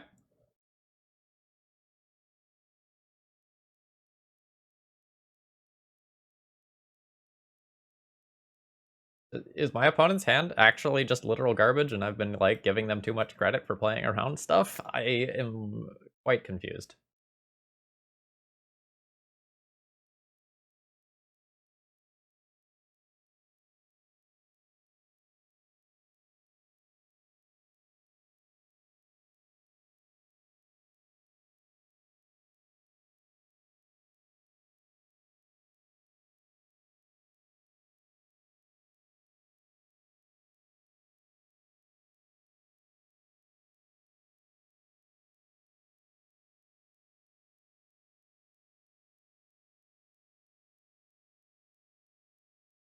Like, normally I can get a pretty good read on, like, what is in the opponent's hand, but this game has just been, like,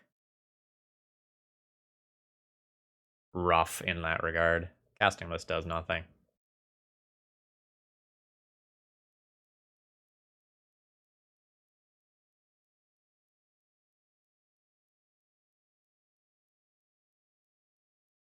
Alright, yeah.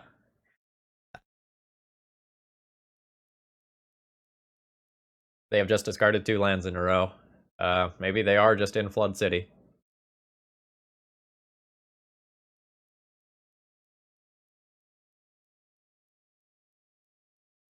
But if their hand was like this, then why did they, like, let me take the Dreadhorde Arcanist on turn... What was that, 2 or 3?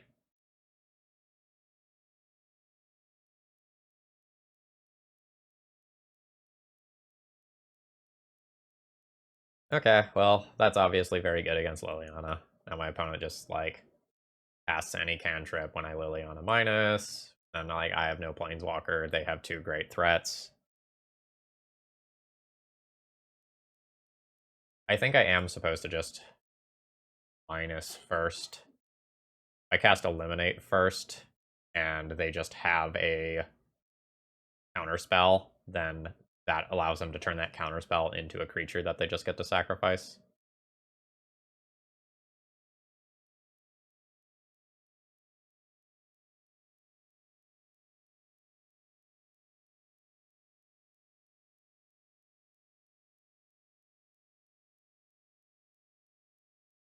Alright.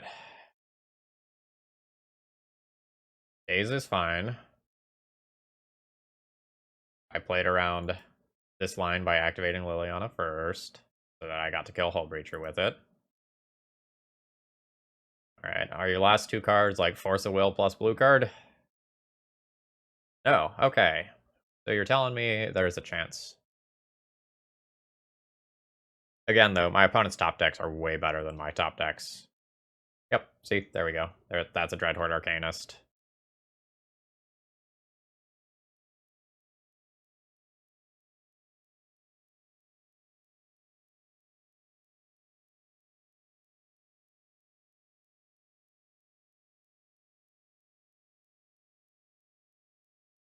Cool. Do I just save this? I maybe save this for a turn that I actually have a threat to play. But this is just another classic example of, like, a Dreadhorde Arcanist making it 1 pass around the table, and then I lose the game. Like, this can find a way to protect the Dreadhorde Arcanist, or make it so that my next threat or relevant spell is irrelevant, and then it just snowballs out of control from there.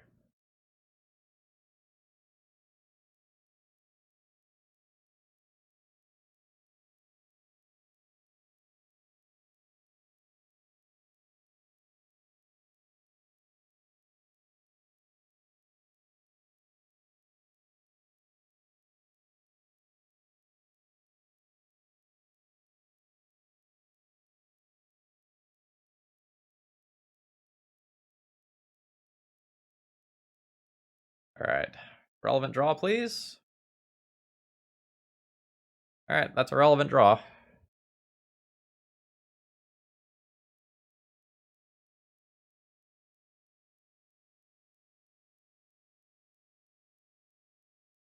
They just discarded 2 lands. Okay, so I guess we can just get exceptionally lucky and have opponent flood out all the time and, like, maybe have a chance at being in the game.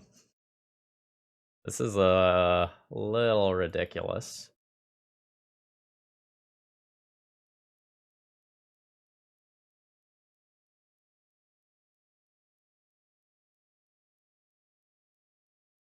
I don't consider this lucky. Like, I want to be dead so I can go to the bathroom.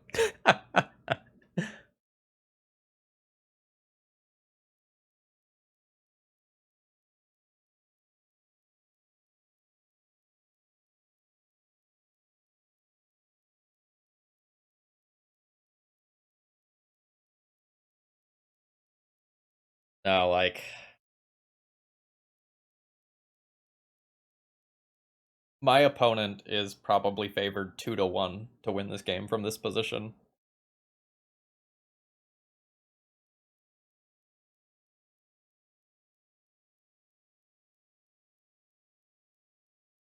But, gotta keep playing on because, like, they've drawn so many bricks. Like, they've drawn so many lands.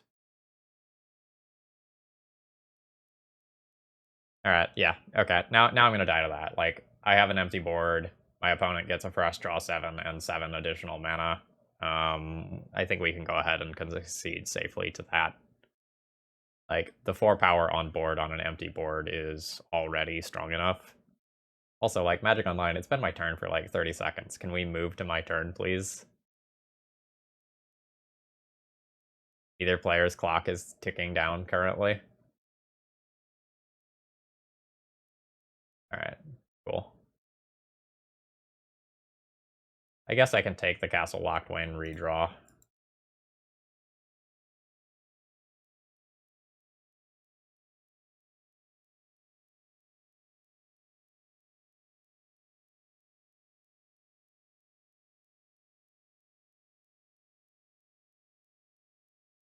Alright, yeah.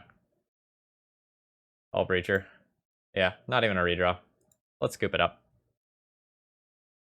Okay, our opening hand is kind of medium minus. I'm going to keep it because, like, we theoretically have a Thoughtseize into a turn 3 Lily, and that's something.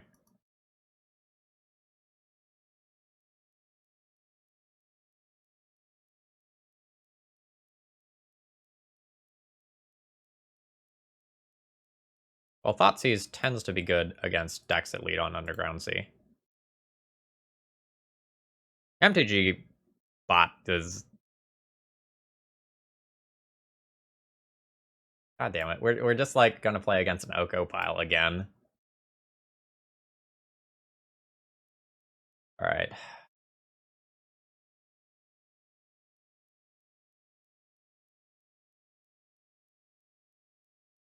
This deck is going to obliterate me. I like, just based on the matchup, I don't think I can win this.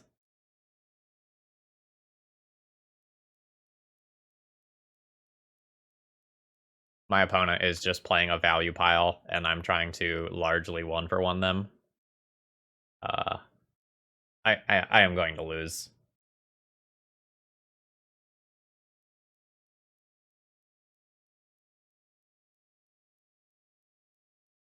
My opponent is going to ponder, attempt to set up like a shardless agent for a Valky next turn, and then that turns into Tybalt, and then I'll die.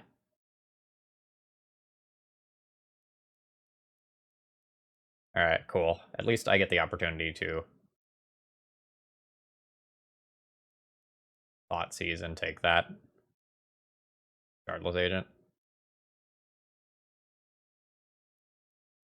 Alright, Valky, Decay, Misty, Taiga.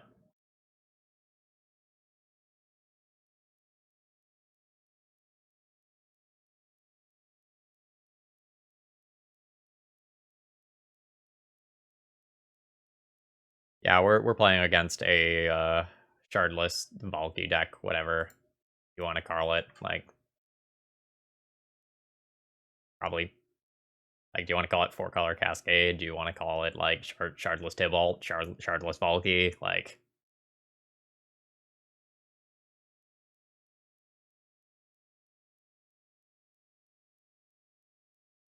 cool. Like, do I concede now? Like, the game's over. I lose to that.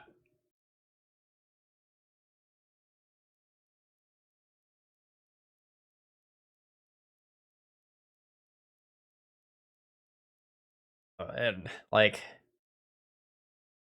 I basically have to draw a Blood Chief's Thirst without any manipulation in order to, like, take that off the table next turn. Or, like, that's it. My threat is irrelevant. My Planeswalker is irrelevant now. I can't opposition agent in my opponent's main phase if they just, like, play a fetch, because it's so important for me to, like, try and get some pressure on the Oko.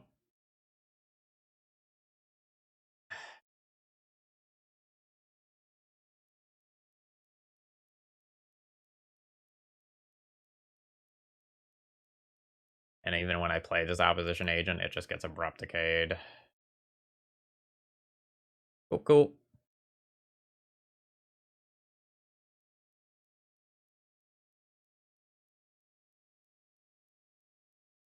Doesn't help here that I've also just dealt 5 damage to myself off Thoughtseize fetch.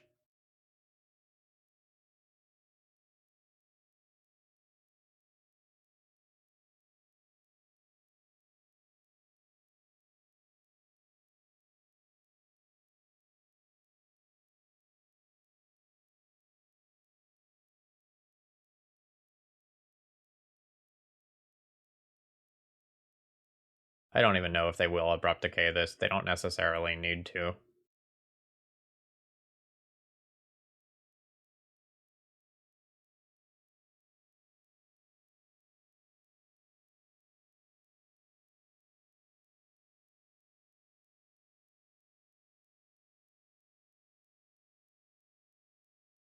I'm gonna put an Elk into play.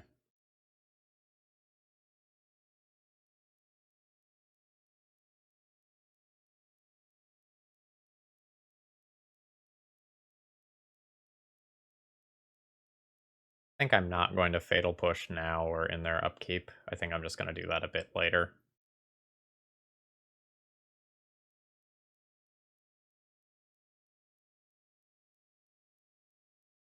Sure.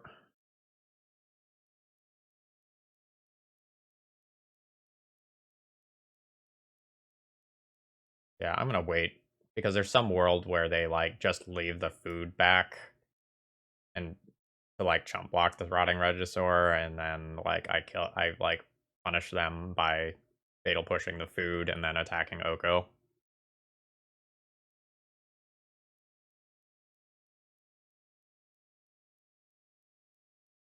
That's not this world, though.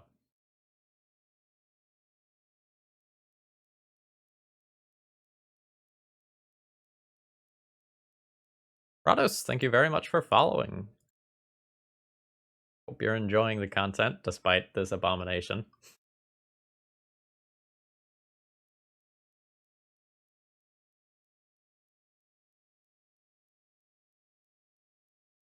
When will I play D&T? Sometime. D&T is not currently in the donation queue, so not for about the next 2 weeks. I do what the dollars command.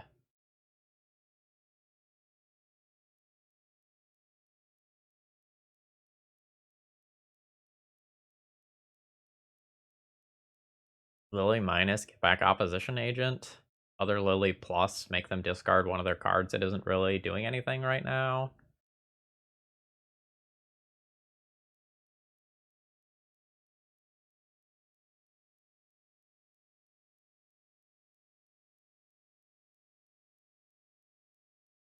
Maybe I'd like this Lily, and plus it, and hope that, like, maybe in some turn of luck, I can ultimate this creature. Morning, Tim. I also do have to worry about, like, my opponent just hard casting the backside of this.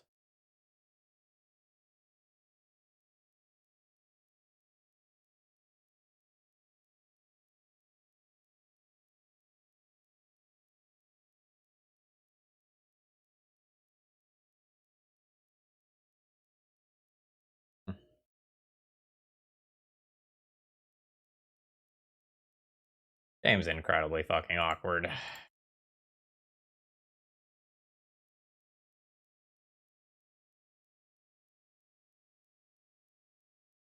Like, Oko is just so warping.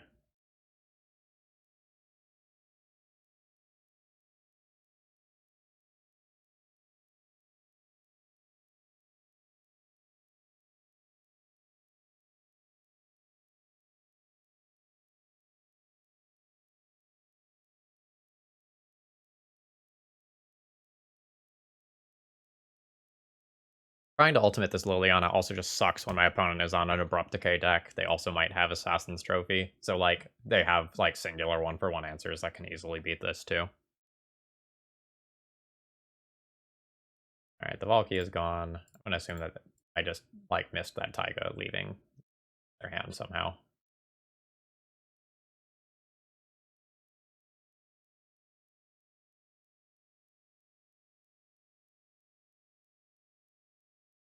I'm gonna play Protect the Queen with Lily Last Hope and not attack their Oko.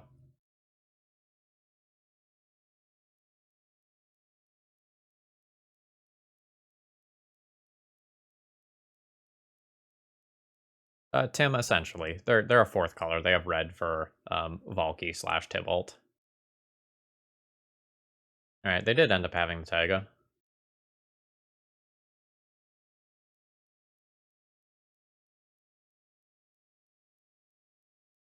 Oh, cool. That too.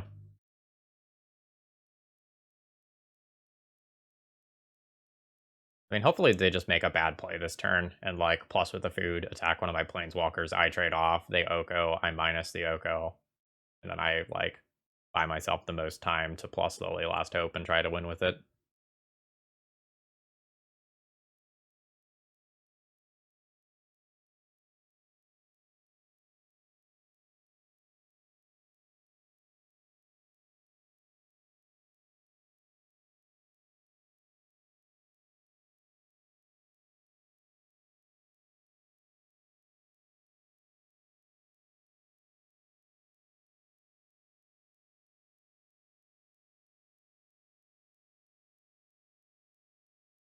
Please attack. Please attack. Please attack. Please.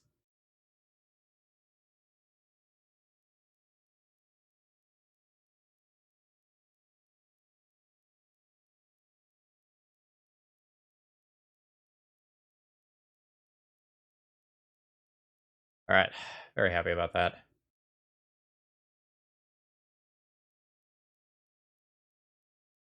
Now I get 2 Lily of the Veil minus kill Uro.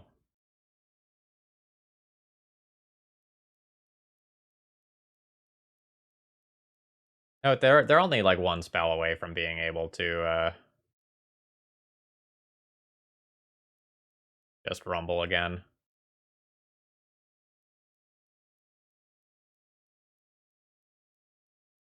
Alright. I need to make it through 2 more turn cycles with this Lily.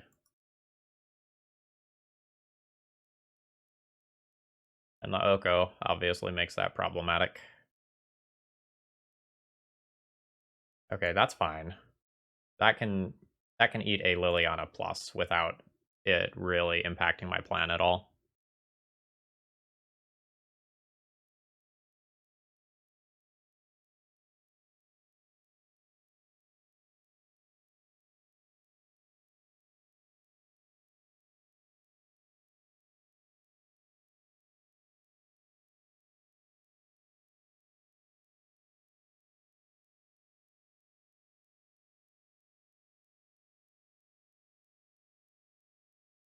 If they elk it, though, like, if they elk their own Ice Fang Coatl, I just use this Lily and minus, and as long as I can't put another creature in play, I'm good.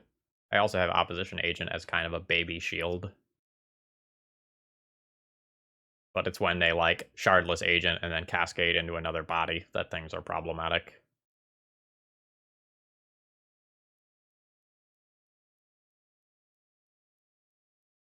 Yep, here we go. This doesn't search, right?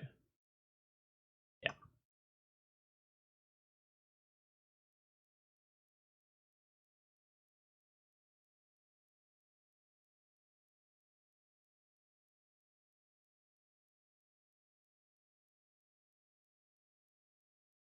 Alright, I'm beating this as of right now, I think.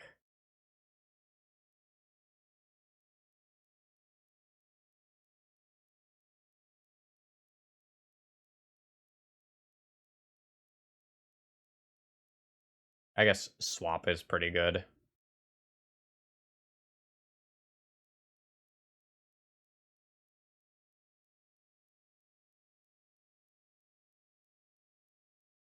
I'll kill an Ice Fang.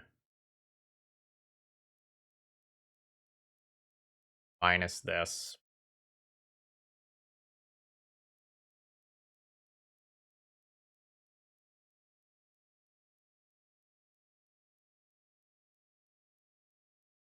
Oh, I'm actually very glad that they sacrificed that one. That one had evasion. This one doesn't.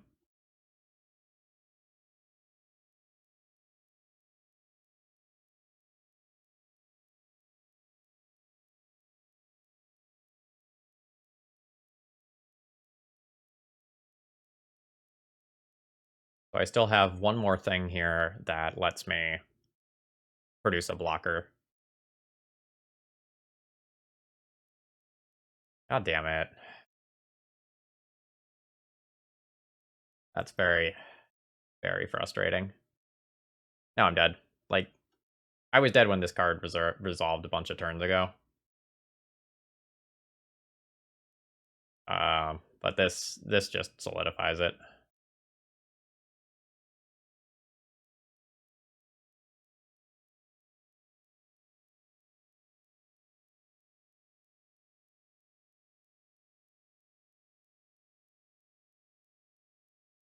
All right. Cool. Hamster, thank you very much for your support. Very much appreciate it.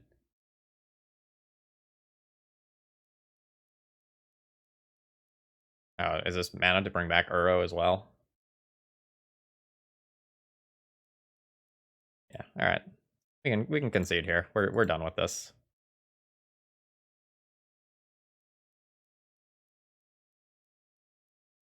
Um. Yeah, this is just like the third round in a row where I feel like my sideboard cards don't actually help me improve all that much. My plan against these Planeswalker decks is just like get lucky, Miza win.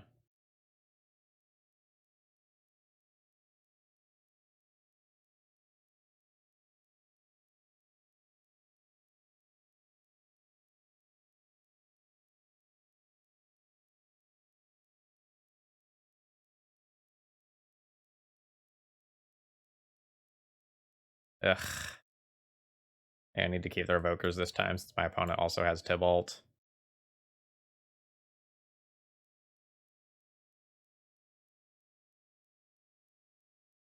Yeah, I don't know how I win.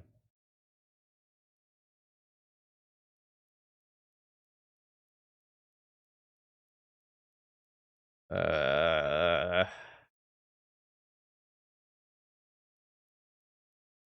like I don't know, maybe I need the Toxic Deluge to help clean up.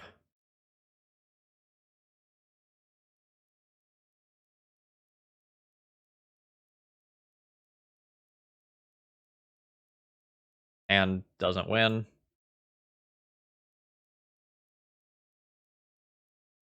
And wins if I'm lucky. I'll keep that. This? Probably this. I will be going for a cheese win. I'm not going to play Opposition Agent until it's in response to an opponent's fetch land.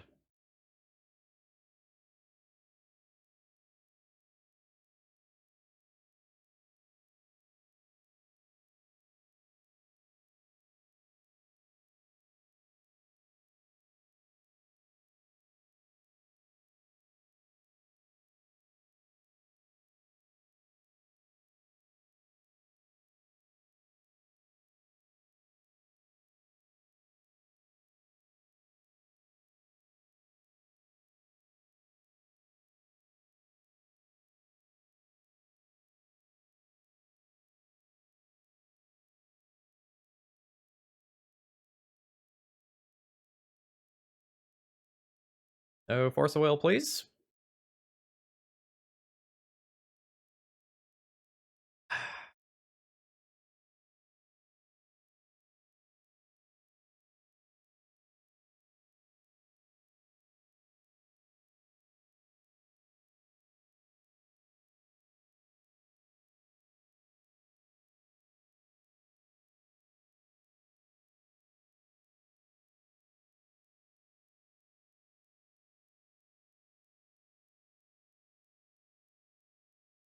Uh, um, like, do I polish this up for the sake of using my mana and getting a card out of my hand?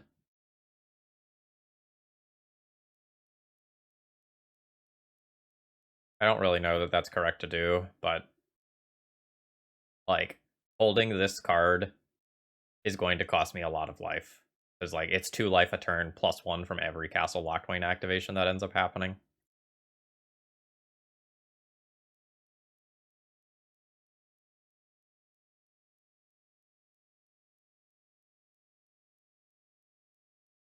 I don't think I surgical this. I think I need to surgical Oko or Uro.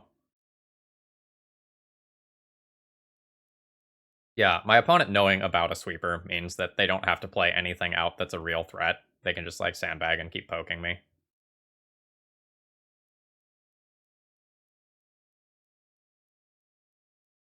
Alright, Castle Locked is off.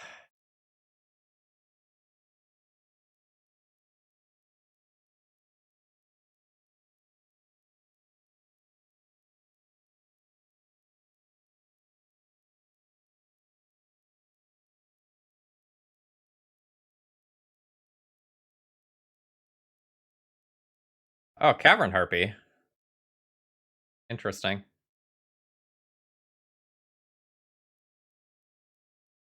That's not even good anymore. Alright.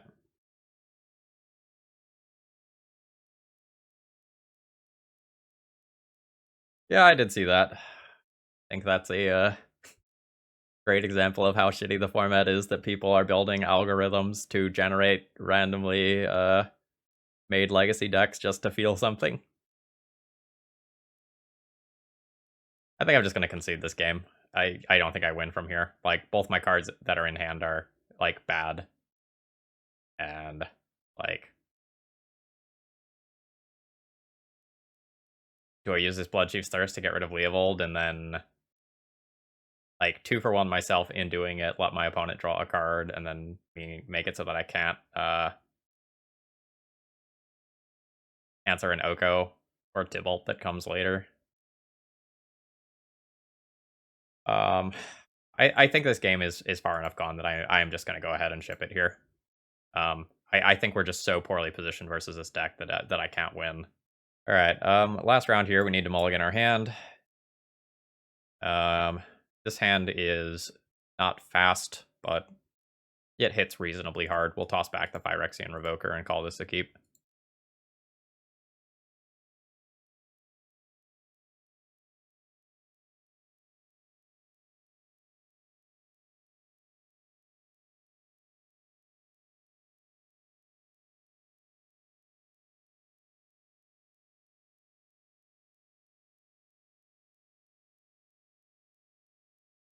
Red-black Reanimator. TES. Red-black Reanimator. Marsh Flats, I think, is weird for TES. I don't think that's a common land there. Alright, so we get turn 1 down the play. And we lose to Griselbrand. Okay. Next game.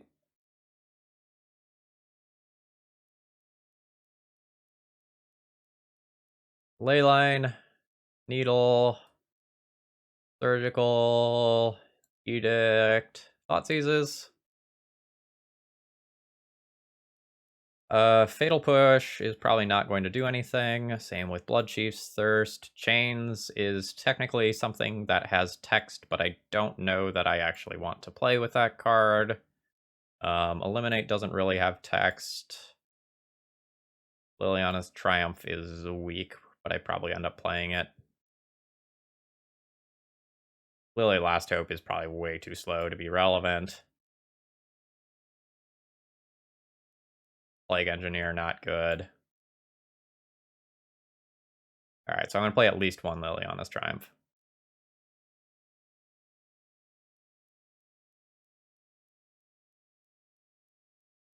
Get rid of a Rotting Regisaur now, because my opponent reanimating one is such a pain in the butt. Or do I... maybe I get rid of a Lily of the Veil. Lily of the Veil's awkward in that, like, it helps enable my opponent's graveyard-based shenanigans. I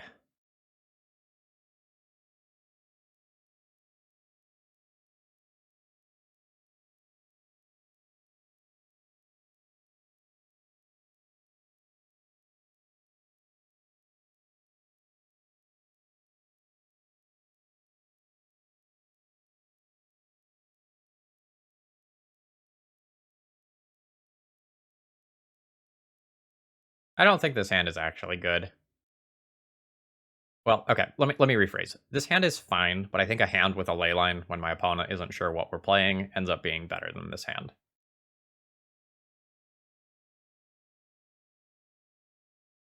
I mean, I keep. I bin the Regisaur so I don't lose to it getting reanimated.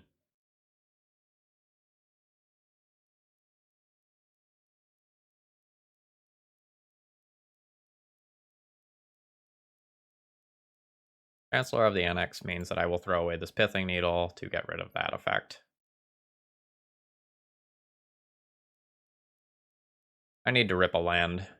Otherwise my opponent just like discards me and then reanimates a Bob and they probably win.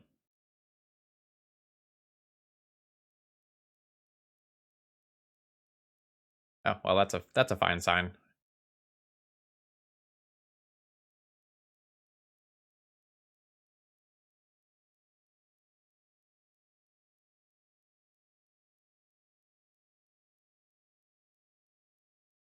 Alright, a Chancellor and an Entomb are gone. Alright. This is the risk with keeping this hand. I knew that. We have all the lands -1 plus 3 Moxen to hit. I don't think I can throw this hand back. Alright.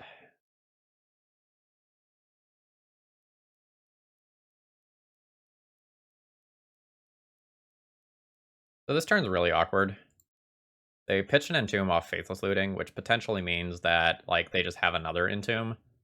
And so revoking Griselbrand doesn't actually really do anything here. My opponent will just get something like an Ashen Rider instead, and that's still pretty damn good versus what I have going on. So I think I'm supposed to play the Bob here in hopes that, like, Bob gets me to more lands, which lets me Edict away a creature that actually hits play. And if my opponent just strips my hand entirely via discard, I have a chance of coming back from it. Yep, and this is exactly the situation that I was just talking about, where if I played the Phyrexian Revoker and revoked Griselbrand, my opponent just gets a different large fatty, and I end up in a similarly bad spot.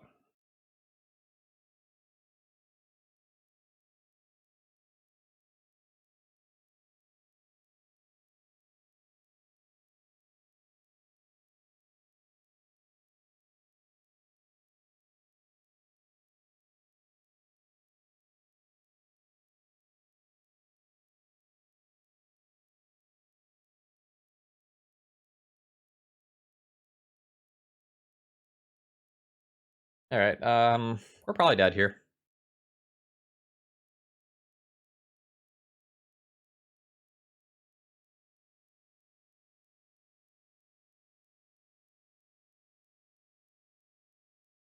Yeah, like, reanimating Children of Corliss is sick here. My opponent, like, goes back to 19 life from that, can redraw 7 more cards.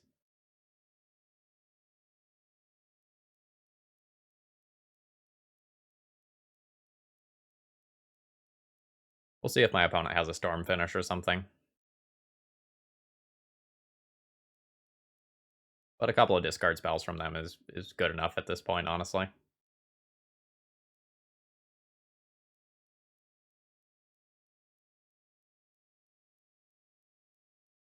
Alright, opponent's at 35 life. They can draw 14 more cards. Yeah, there's a Tendril. And that ends this league.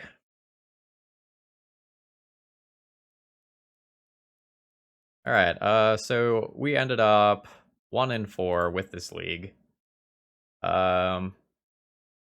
This deck can't beat like a snow-based value deck of any kind, whether it's like traditional or one of the builds with Dreadhorde Arcanist or one of the new ones with Tybalt. I don't have enough card advantage to grind through them. I don't have powerful enough threats that can just like take over a game better than something like Dreadhorde Arcanist or Oko can. And ultimately, I felt like I was the worst deck in just about every round that I played tonight. The lack of endgame card advantage engines like Oko, like Uro, like Dreadhorde Arcanist means that I'm just not keeping up with the attrition-y nature of the format right now. Things that I've noticed when playing other leagues with these decks. Rotting Regisaur is a really awkward threat. Dark Ritualing it out early is like a recipe towards like X for wanting yourself. And when you're playing it late, a lot of times your opponent like can sculpt towards answers to it. And so I don't find this card actually wins the game all that often.